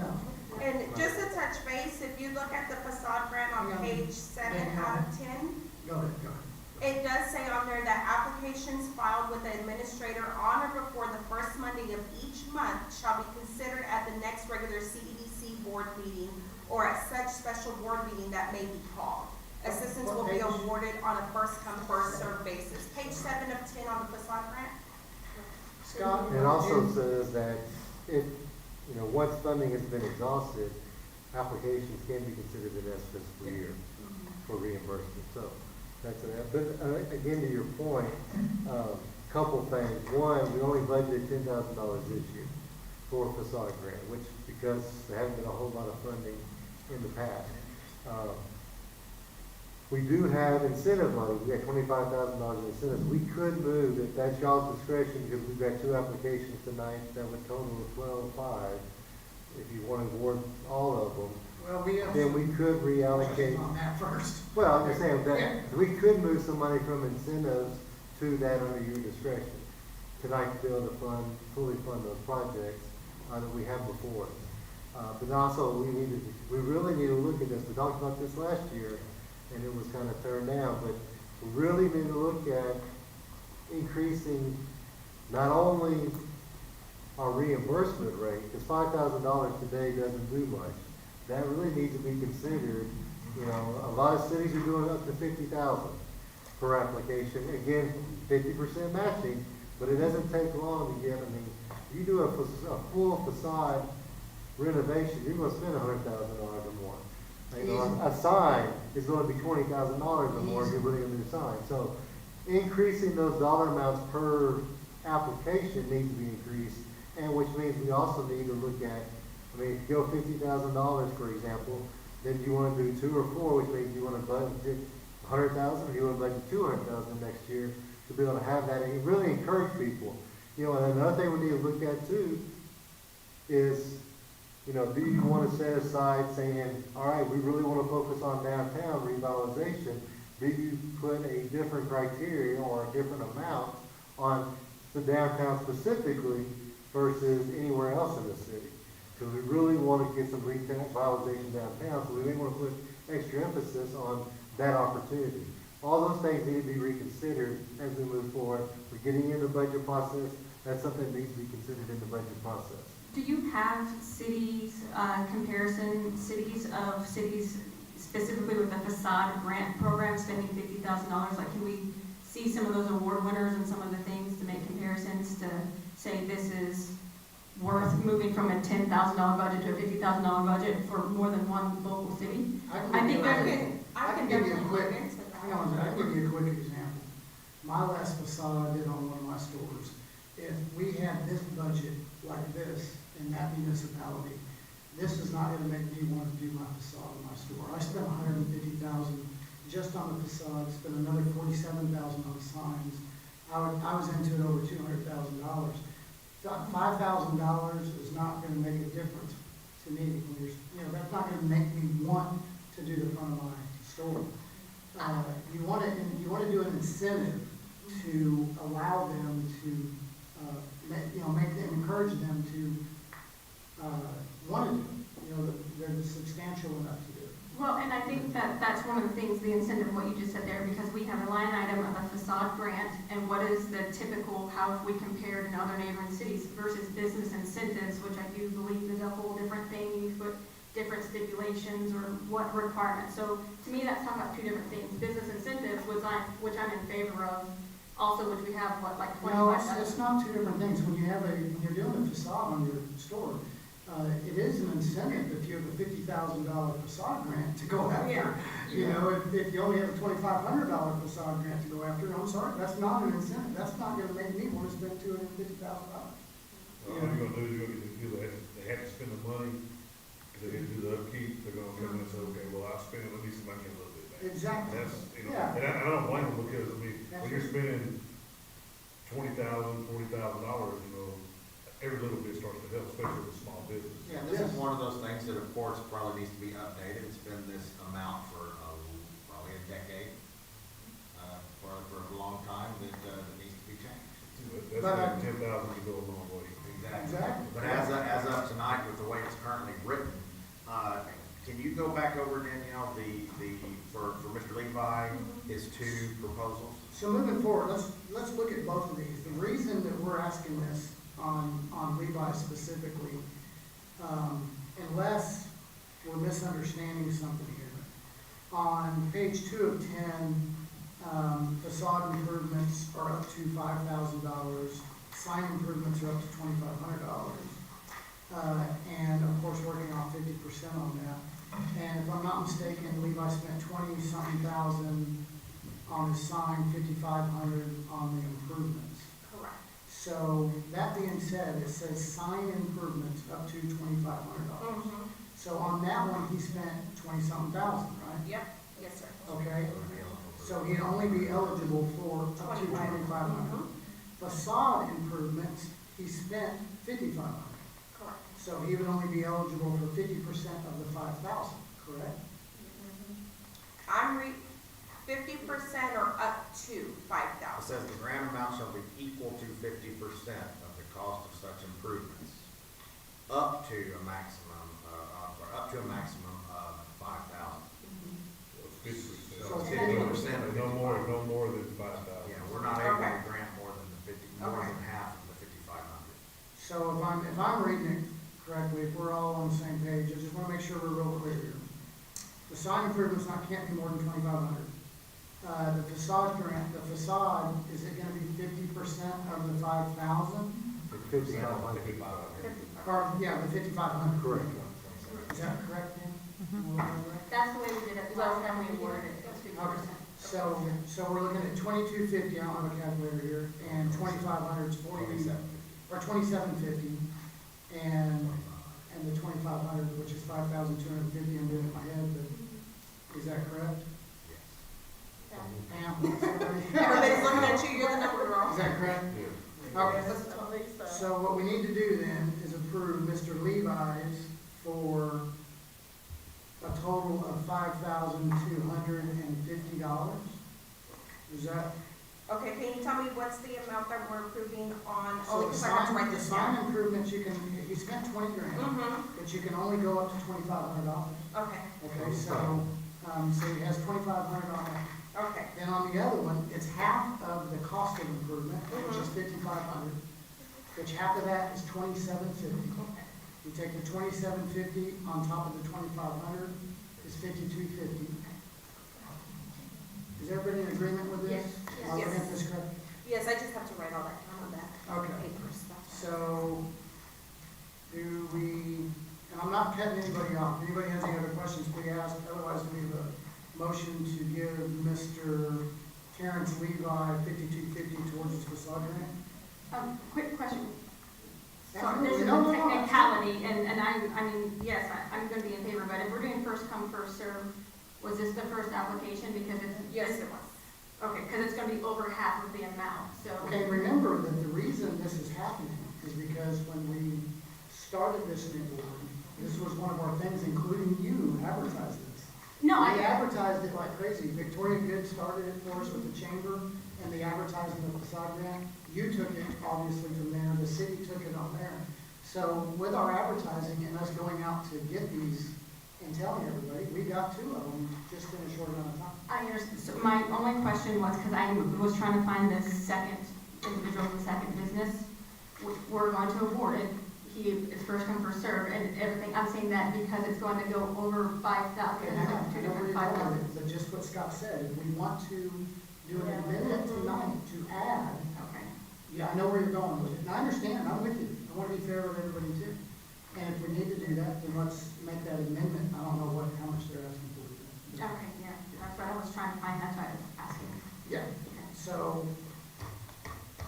do I have a motion on? I'll make a motion. Okay, so I have a motion I from, second that motion. a motion from Mr. Buckley and a second from Heidi to approve the facade grant of $5,250 to Terrence Levi at 721 Foods, Fat Floyd's Barbecue. Yes. All in favor? Any opposed? Motion carries 7-0. Next time for a barbecue.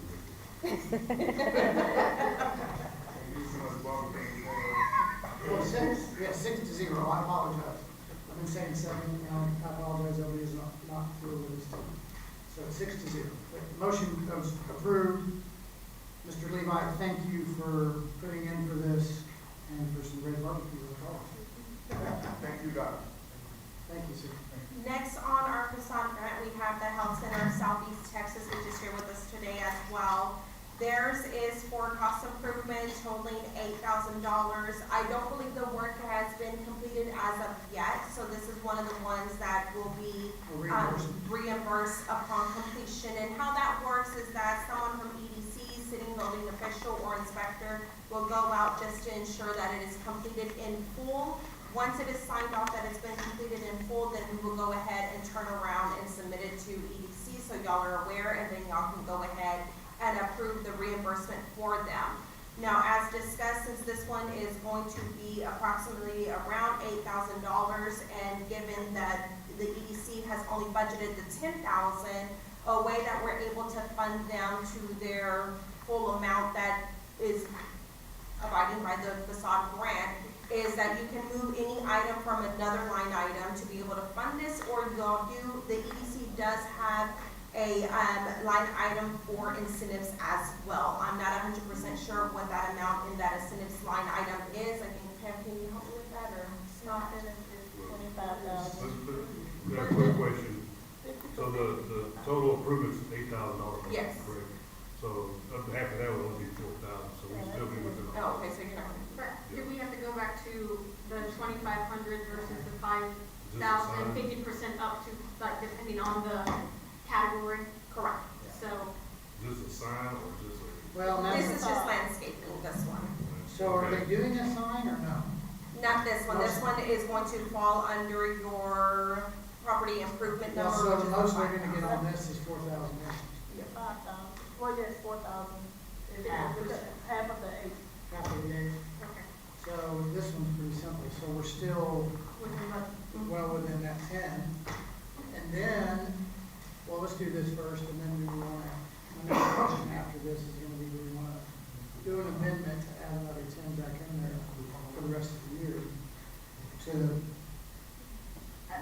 I think, I don't know, I think, like, there might be avenues other than a facade grant to do business incentives. I don't know if moving business incentive over to specific facade grant, the stipulations of this application versus the board saying what's best for our community, how can we provide grants and business incentives in some, like, locally created method. It doesn't have to come from this end, you guys can move from any line item other than salaries and benefits.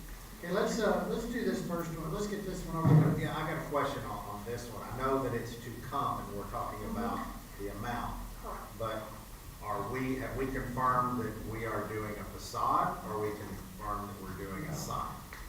No, so this one's landscaping, this one's property improvements. This will fall under, I think it's the number 3, I think it is, Yes. of property. Great, okay. Okay, so, and this will not be paid out until The work is. the work is completed and receipts are turned in? Yes, sir. Okay, so do we have a motion to approve And the motion, and the amount of 4,000. 4,000? So I have a motion from Heidi Solis, I have a second from who? I think me and Mike both said it, so it doesn't matter. Okay, so I have a motion from Heidi, a second from Brent McWaters and Mike Buckley at the same time, for $4,000 to Health Center of Southeast Texas for the facade grant. All in favor? Motion carries 6-0. Now, while we're on this subject, how much did you say, Pam, that we have? Thank you, Danielle, very much. You're welcome. And congratulations. And thank y'all for coming very much. Thank y'all. We really do appreciate y'all coming. Thank you for taking the time to fill these out, take advantage of the reviews. Yes. And thanks for sitting through this whole session just for this. It was very informative. But y'all can't escape now. Thank you all. Please. Also, I want to welcome back Pam, because we sure have missed her. It's just tonight. Get used to it. My life story.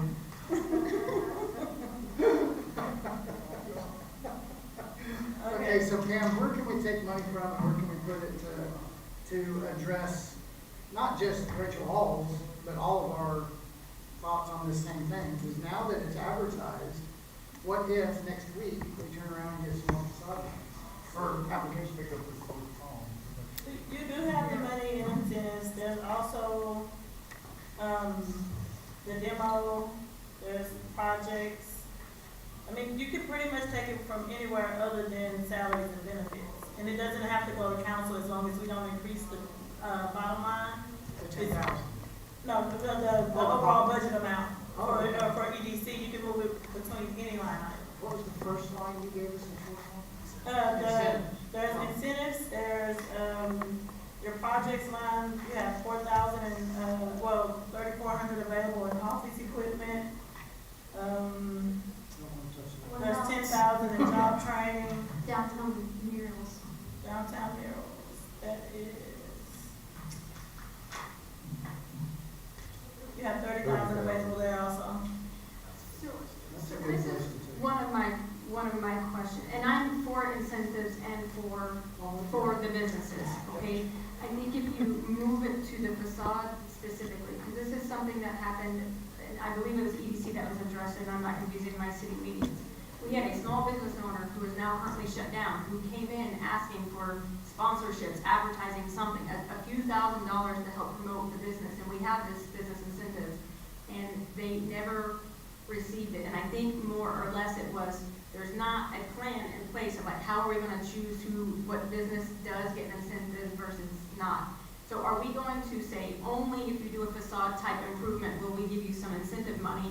Or are we going to sit down, executive session, planning session, whatever those other ones are called, whatever, and say, let's make a structure that says, these are incentives we can give when we have a business come in, maybe they're struggling, it's a slow month, maybe it's facade and we have this program, maybe it's something else we can like get feedback from the businesses of the community of what their needs are, and then choose how to move the money and how much money to move. I'd hate to move $20,000 over to facade and nobody else applies, because we just said only 2 people applied in 10 years.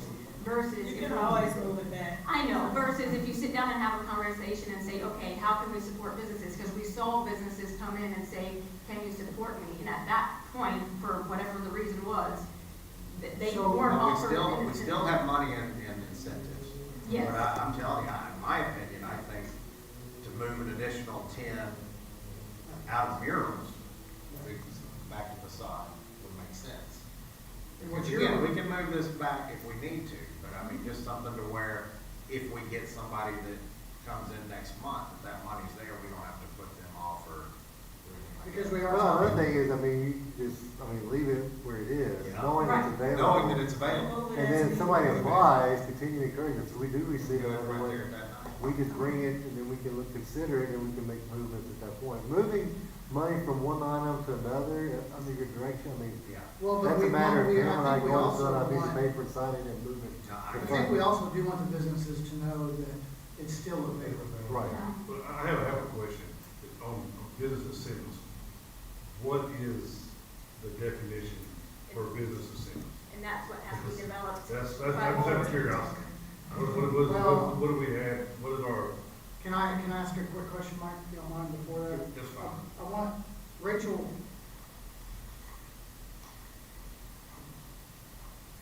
is your idea to help businesses that are struggling to make bills, payroll, and just struggling businesses? Is that your? My idea is to sit down as a board and create an in-house grant program that says, through feedback from, talk to your businesses, where do they need grants and incentives? Is it in facade or is it in something else? Maybe you give them a grant because they're gonna start a weekly happy hour to increase the traffic of people coming in, but it helps Is them that- offset the cost. I guess my question is that the purpose of the EDC to give me money as a business owner to promote my business or to stay in business? Well, again. And real quick, just my opinion, I'm not saying it's right, but if I need money to keep my business afloat, don't give that money to me. Because it's only a matter of time before my business ain't gonna stay afloat unless I can come up with another way to keep it afloat. And I'm not saying, Now, I guess I want a clarification. okay, so again, looking at examples of neighboring EDCs or neighboring cities, there was a business, within the last 6 months, I can't name, out in the EDC area, I believe they suffered a fire, and they were awarded a substantial check, from their EDC for some of the rebuild or improvements or things. So what I'm saying is, we want to look at how to offer the support. It's another way, whether you're saying, well, $2,000 isn't worth it, and I understand that, except for at the same time, Yeah, you're right. if you are showing where you're expending this support, we had people that came in and asked for a few $1,000s, whether or not it would have ultimately made a difference or not. It's a way that we support our businesses, that they feel supported and that we have something for them. It is the same thing when school districts have an education foundation and teachers apply for grants for small projects and things that they want to do that are unique and inventive and innovative and are for the kids, and taking that same method and saying, how are they going to make it unique? Is it going to be because they'll offer, again, a happy hour to get more people buying gas, shopping in Cleveland, but we awarded like that idea as a grant, right? So it's not for them to pay their light bill unless they really want to. I believe Liberty just did one also that had something to do with utility costs. So look at your neighboring EDCs, look at how they give grants. More importantly, talk to your businesses in town and say, how can we support you? And then come up with here's something we can do, so we can say what is an incentive. Does one person get all $25,000, or do you give $2,000 a month for 12 months and make sure that? I think ours is more, infrastructure incentives, is that correct? It's a general business incentive, so it could be that we need it to recruit a business. Maybe somebody's coming in and we wanna recruit and we wanna have something, an incentive that we can provide. Like what I said earlier, when your new business is coming, one of the first questions they have, what kind of incentives do you have? And so if a business comes and we're trying to recruit and they need some kind of incentive, that money can be utilized for that. Another program that y'all have talked about is partnership with the chamber to do like a shop local program. Maybe that's something that you could contribute to help if you, I don't know, maybe there's a drawing that you pay for, or there's an award, or maybe there's discount that you can help offset. Again, it's not something that's set in stone, but it's a program that's there, so if you come up with an idea that y'all have that we haven't thought of, then we can utilize that money. Or if there's a business, maybe there is a business that catches on fire and we need to give them, because we want them to stay and continue to be here, and so y'all consider that incentive. But I The do money think, is there. right, but I do think the business incentives should go directly to businesses and the business owners for them, in whatever capacity it's defined as. I do believe it should be channeled to the businesses. Again, making decisions, is it up to $5,000 and 50%? Is it $2,000 12 times? Is it $20,000 because it's a bigger structure issue? But none of that's written down anywhere, so how do you get, when they come and they ask for it, and you're like, we're sorry, we can't give that to you, why? Why could we not cut a check for $3,000 to help that business stay around? Because every time someone drives into town and they buy gas and they buy food, it comes back to us in taxes.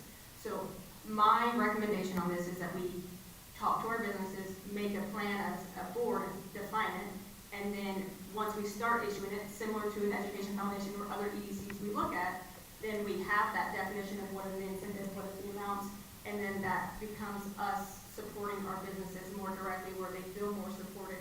And then they start talking about, hey, I really enjoy being in business here, I feel the support, they're easy to talk to, they have ideas, like whatever it is that, like, word of mouth, right? Your branding. It's better to, be overly kind to your businesses, not fiscally irresponsible, but to make sure that they feel supported in whatever manner. Doesn't the facade grant kind of support that though? Because we also have a reserve, so if something happens and the building does burn down, we have money. I don't have to wait, there's money that we can use right now to help our businesses and make them feel supported. The business she's talking about also too was a thriving business that donated a lot of time, a lot of money into their community. That's the reason why that EDC stepped in and helped out. Had it been a struggling business or they wasn't doing anything at all, I don't think they would have stepped in. That business did a lot for their community. I know they do. They're very, very, very well company, very well run company that does very well. And I think that is the question, is if it's a struggling business that hasn't, just however Mike just phrased it, it's perfect, but however it was, but that hasn't been giving back to the community, it's just a regular business, struggling business. Do we think as a board that we should be giving them money to help them promote and stay in business? That's the question. I think as a board that we should have a grant process and application and outline of here are things you can apply for, whether we know they're struggling or not. There might be some struggling that simply don't tell you they're struggling, it doesn't mean that they're not struggling. And yes, the facade grant is one way of reaching out.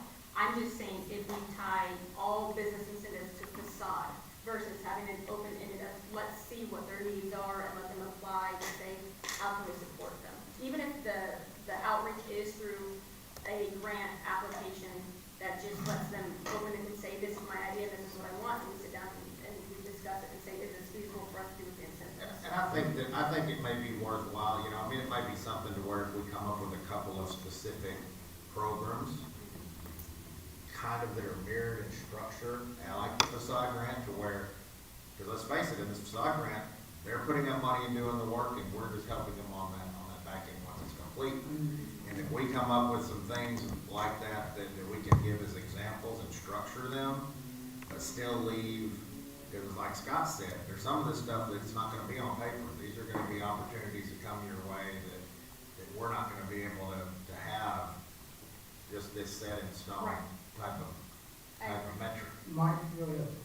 Well, it's like businesses that are coming into town, what kind of incentives are they looking for? Most of them are tax-based incentives, correct? Right. So, I mean, as far as when I hear incentives, That's the first thing that comes to my mind.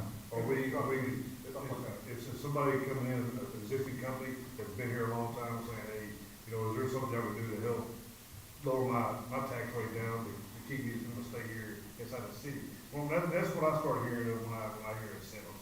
That's why I asked, is it based on like tax-based incentives, or is it something to help fix the building up, in which Could be infrastructure, that's what the could be facade, you know? infrastructure too. So, yeah, that's kind of why I was asking, because, I mean, in all reality, you know, like there was one, you know, we had this talk a while back, there was a company that came here, solar panels, they want to send us out the butt, you know, tax breaks and everything, but what's it bring? It brings a lot of jobs. So, that's what I look at, that's why I asked, what is our definition of incentive, so. Well, I have a good example, you know, recently had a business that had to get shut down because of some issues that they had within their infrastructure of their own.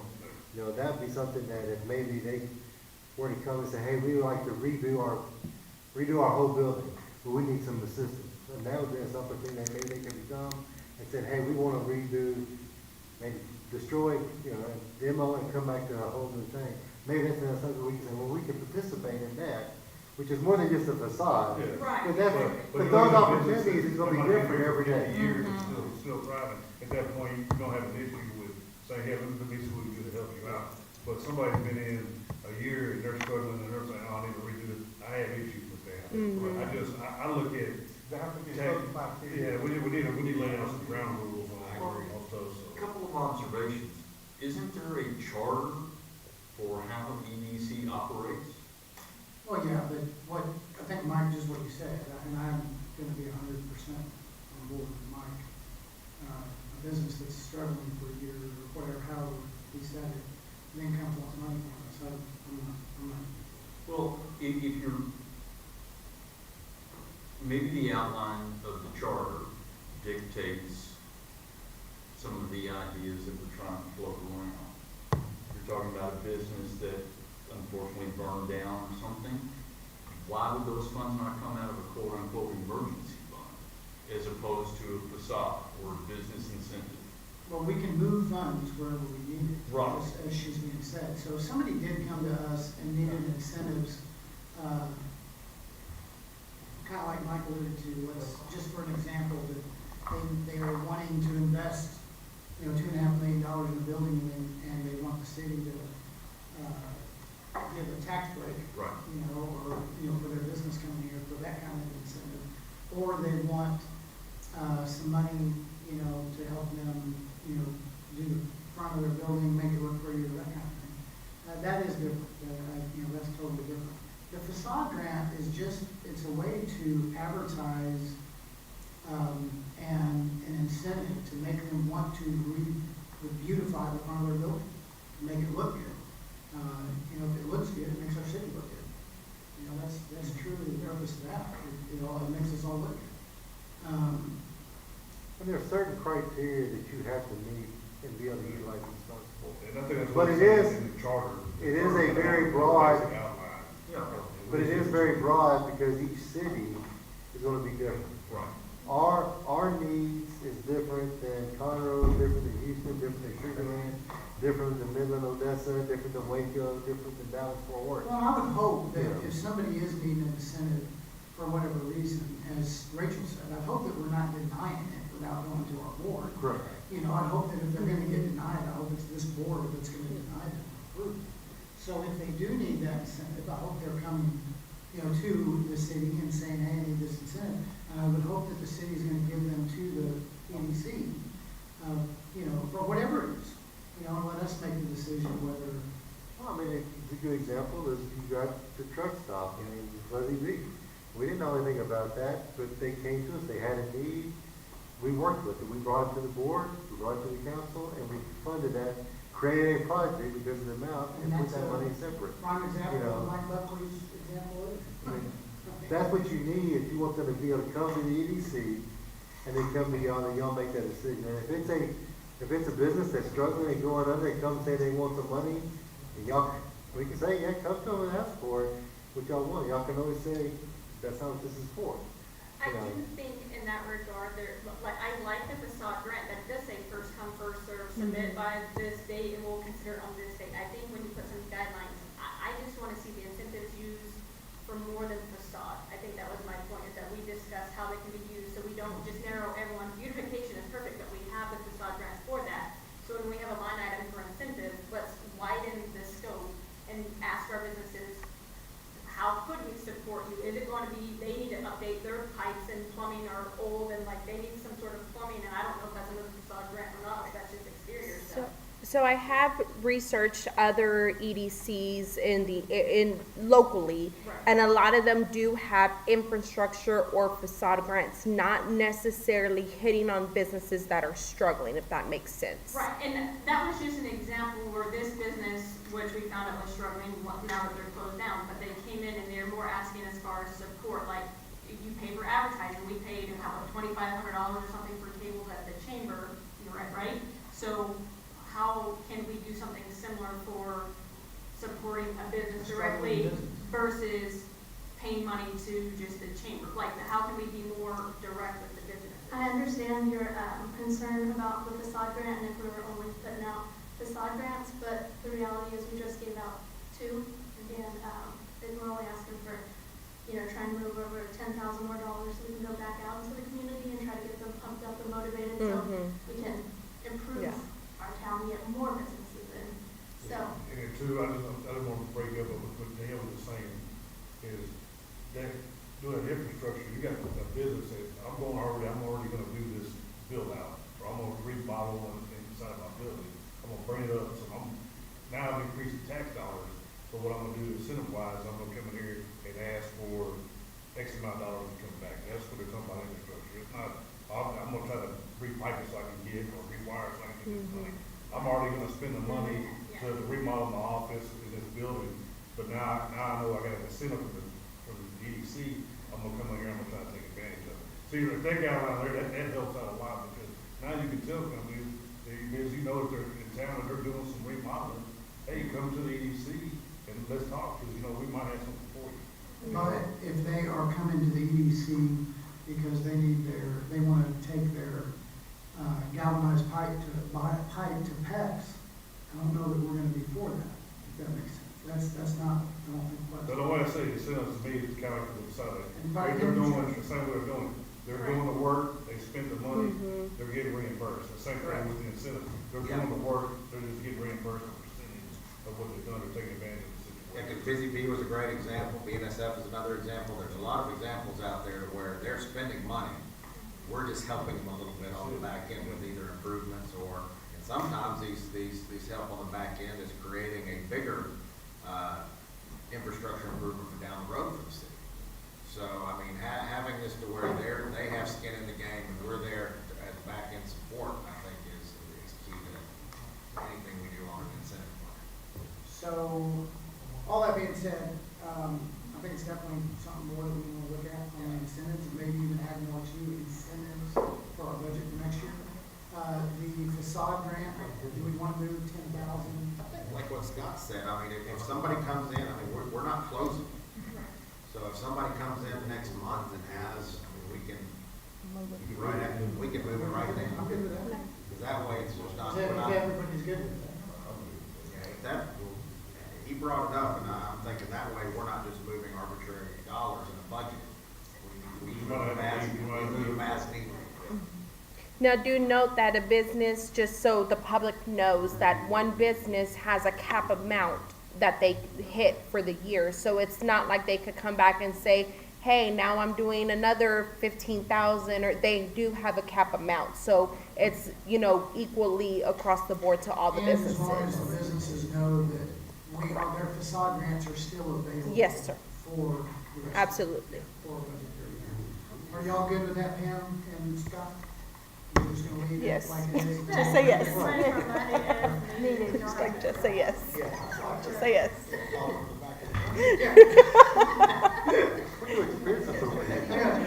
It's like they got caught in school for the teacher.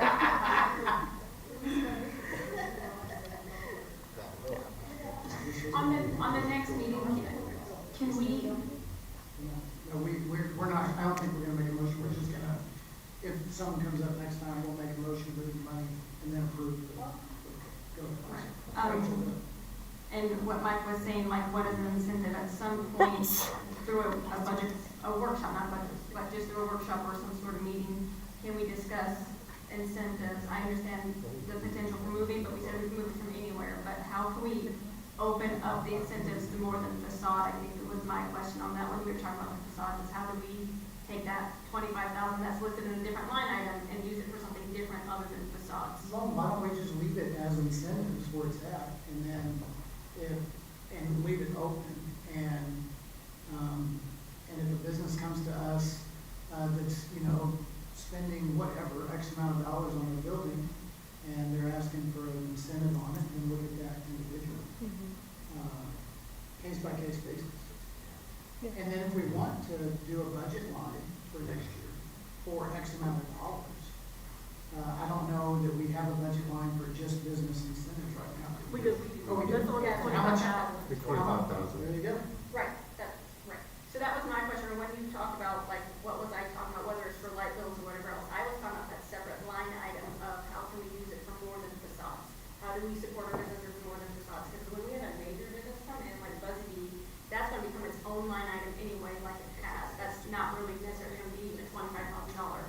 That's where we can be. So right now, we have That's 25,000 for business incentives, Right. and we have $10,000 for facades, Yes. two totally different ones. Correct. So you're wanting something separate from those?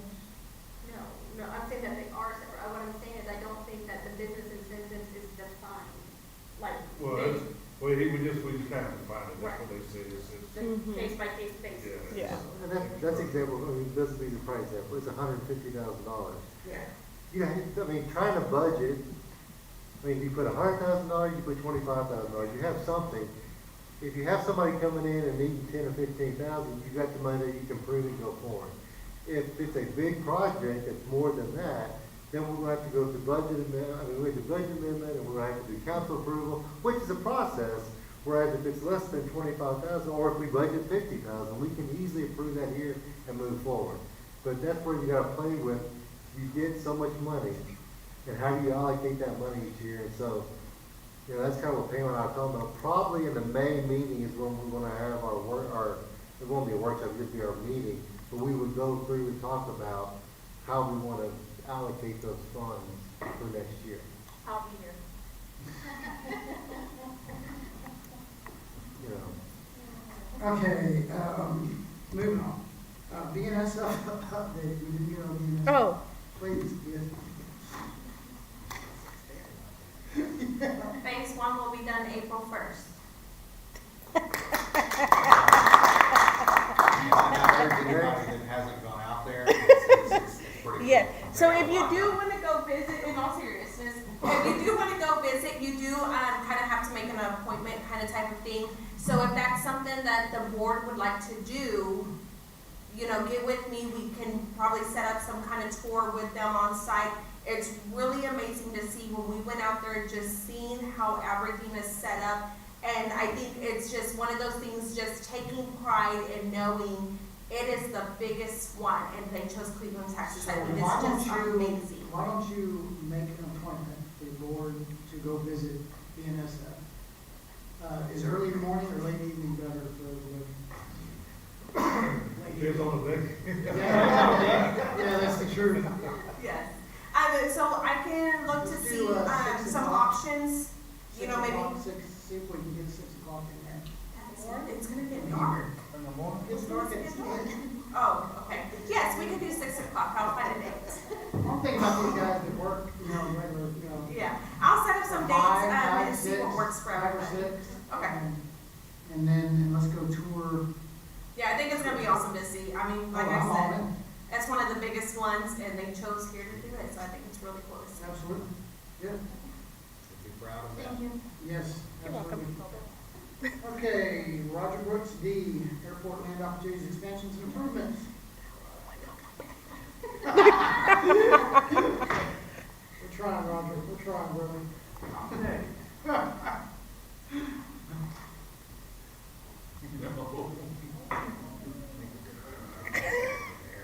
Yeah, when we redo this, we'll have a podium over there and a podium over there. We can just do a microphone and go through their tables over there. Roger. So, I did get a rough estimate as far as for the airport observation center. Oh, okay. Area. Okay, observation. The area. I did get a, Did you get a rendering yet for us? so far the prices without the concrete and the fence and the gates is $77,000. So that's what the pavilion, that's about for the pavilion. Two-tier, It's do we gonna have, match do we have a the- rendering yet or no? No. I was trying to get one, but it wasn't able to deliver on time, so, but it's gonna have 3 fences, 3 gates, 3 gates, 2 walk-ins, and 1 drive-through manual gate. In the back of the building is gonna have a walkway to the pavilion. And From gonna that have, VO to the building. yes, so then we're gonna have a fence, a 4-foot fence surrounding that area. of the Three pavilion. side, 3 side. 1, 2, 3. And then we 10 foot off the building on the north side. We have the 10. Yeah, I don't know.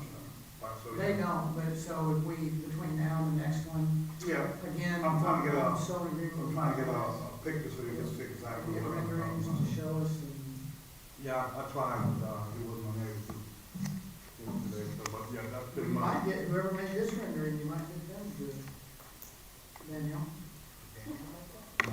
Go team, go. Yeah, Danielle made it. The one that doesn't know how to do all this stuff. Thank you. We'll just keep that, obviously, just keep that on there until we can get something to actually look at, a rendering. And move forward. Everybody good with that? Yeah. E, Mala, do we need to, yeah, are we doing anything on demolition sites for new affordable housing and business? I guess we are. Yes, I do have one item. Budget. So I do work with Molly with TCG, who takes care of all of our structural buildings, substandard buildings. And so one of them that we've been working on, we did get good news, well, good and bad news, I guess. They wanted to extend another 6 months, saying, okay, we'll take care of it, or the other option was, let's go ahead and take them to court, and the max that they can ask for is 90 days. So I spoke with Scott on it, and we're gonna go ahead and move forward with this one particular property to go ahead and move them over to a hearing date, and just seeing if they ask for another 90 days for them to demo it, then they will do it, but they won't have that time frame to do it. So once we go to court and we get any feedback from that, I will let y'all know what that looks like. What is the location? It's the Belcher Apartments that are right there by QT. No, that's gonna be, we got 30 grand in that budget Okay. for demolition? Is that Yeah. gonna cover that demolition? I don't think 30 grand's gonna cover that demolition. Hopefully they'll do it themselves, but Yeah, that's what we're gonna push for, is them handling it themselves. If not, and that's what happened before.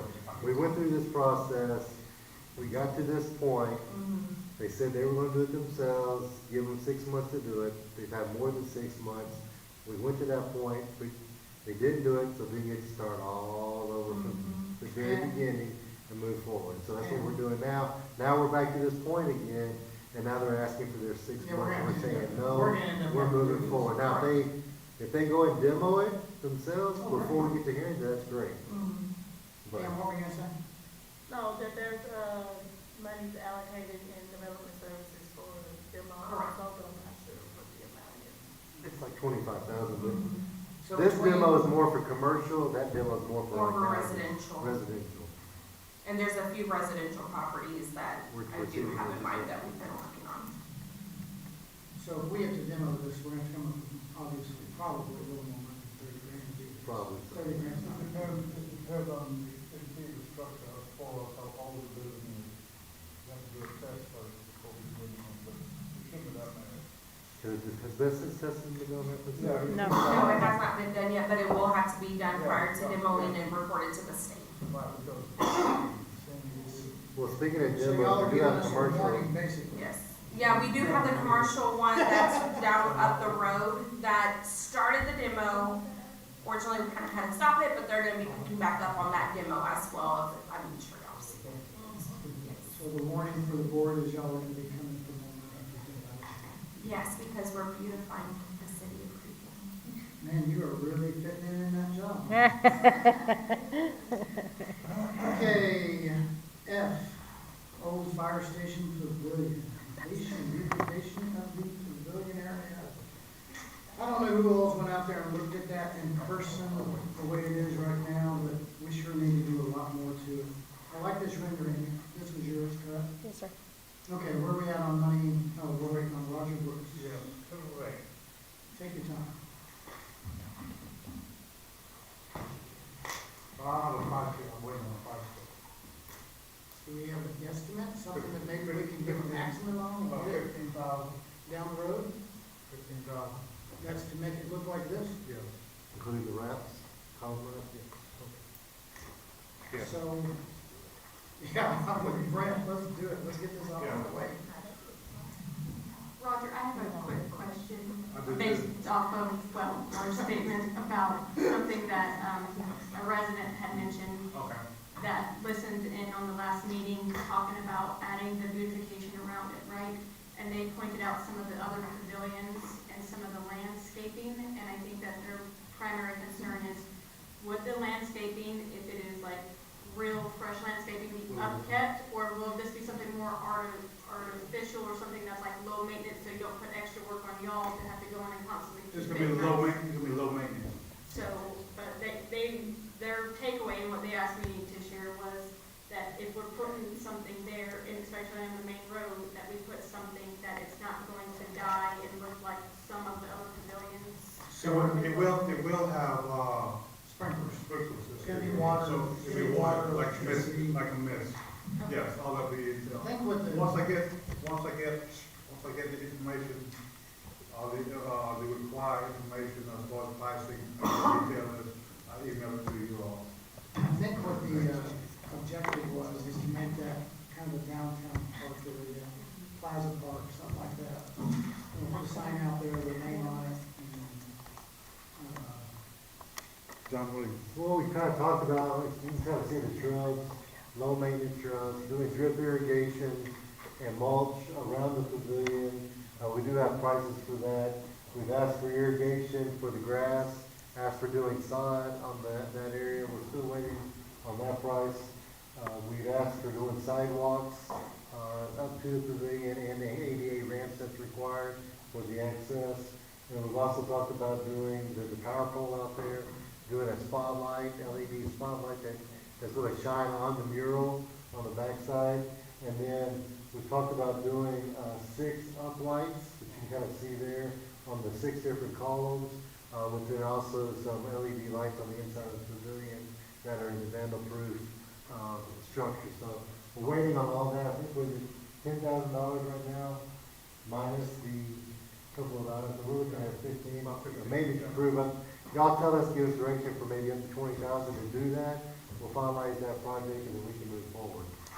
Is the sidewalks, are they gonna go around the 2 sides and then to the pavilion, or are they gonna be just from the street to the pavilion? There, I know on one side, it's supposed to be ADA compliant. So, that's what I'm saying, It'll be a you're gonna have sidewalks going around the Well, back. sidewalk through too. Right. So there won't be anything on the street side as far as sidewalks. No, it will be on Hampton side, that's where the, ADA compliance is, one of the other sides. But the street side is on the walkway there, we just enhance that. Where the fire hydrant is going north on, Sandy Center. And then on Hampton, you just beautify that, that's where, when they pull up in there, they have access to going, to do eat or whatever, to relax. In our budget, we currently have, I think, 77,000 for projects, within projects. Okay. You have 49, because this is 25 So we got 49,000 in the project fund. You give us a dollar amount and we can work on getting these. Do you think if we put the dollar amount, 20,000, We gave you the dollar amount of 20,000, that's enough to get this thing finished. Yes, sir. I make a motion, we approve the amount up to 20,000 to finish the fire station. I second that motion. I have a motion by Department of Waters to fund up to $20,000 for the completion and beautification of that pavilion area at the old fire station pavilion. I have a second by Heidi Solis. All in favor? Motion carries 6-0. Any motion to adjourn? I just have one question. Oh, wait. Oh. I'm sorry. Go ahead, Mike. I'm just curious, have we had any new businesses come in and inquire about maybe trying to build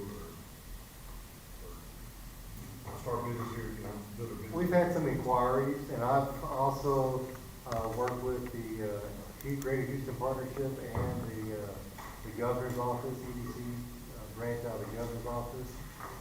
They send out requests on a regular basis, usually several a week, and I've replied to a couple of those. And so there's been some interest. We've moved up on a couple of them. And so figured out, and then there's businesses that do come and ask for different things as well. So. This is my curiosity. And I know Danielle's reached out to a few as well to try to get them to take a look at it. We do have some interviews set up for Thursday for EDC Development Services position. Just another little update. Anything else at all, Marina? Rachel, Chuck? Nope. Mike? Make a motion, we adjourn? I have a motion to Third. adjourn in a second by Brett McWaters, a second. I A third it. second, Mike, all in favor?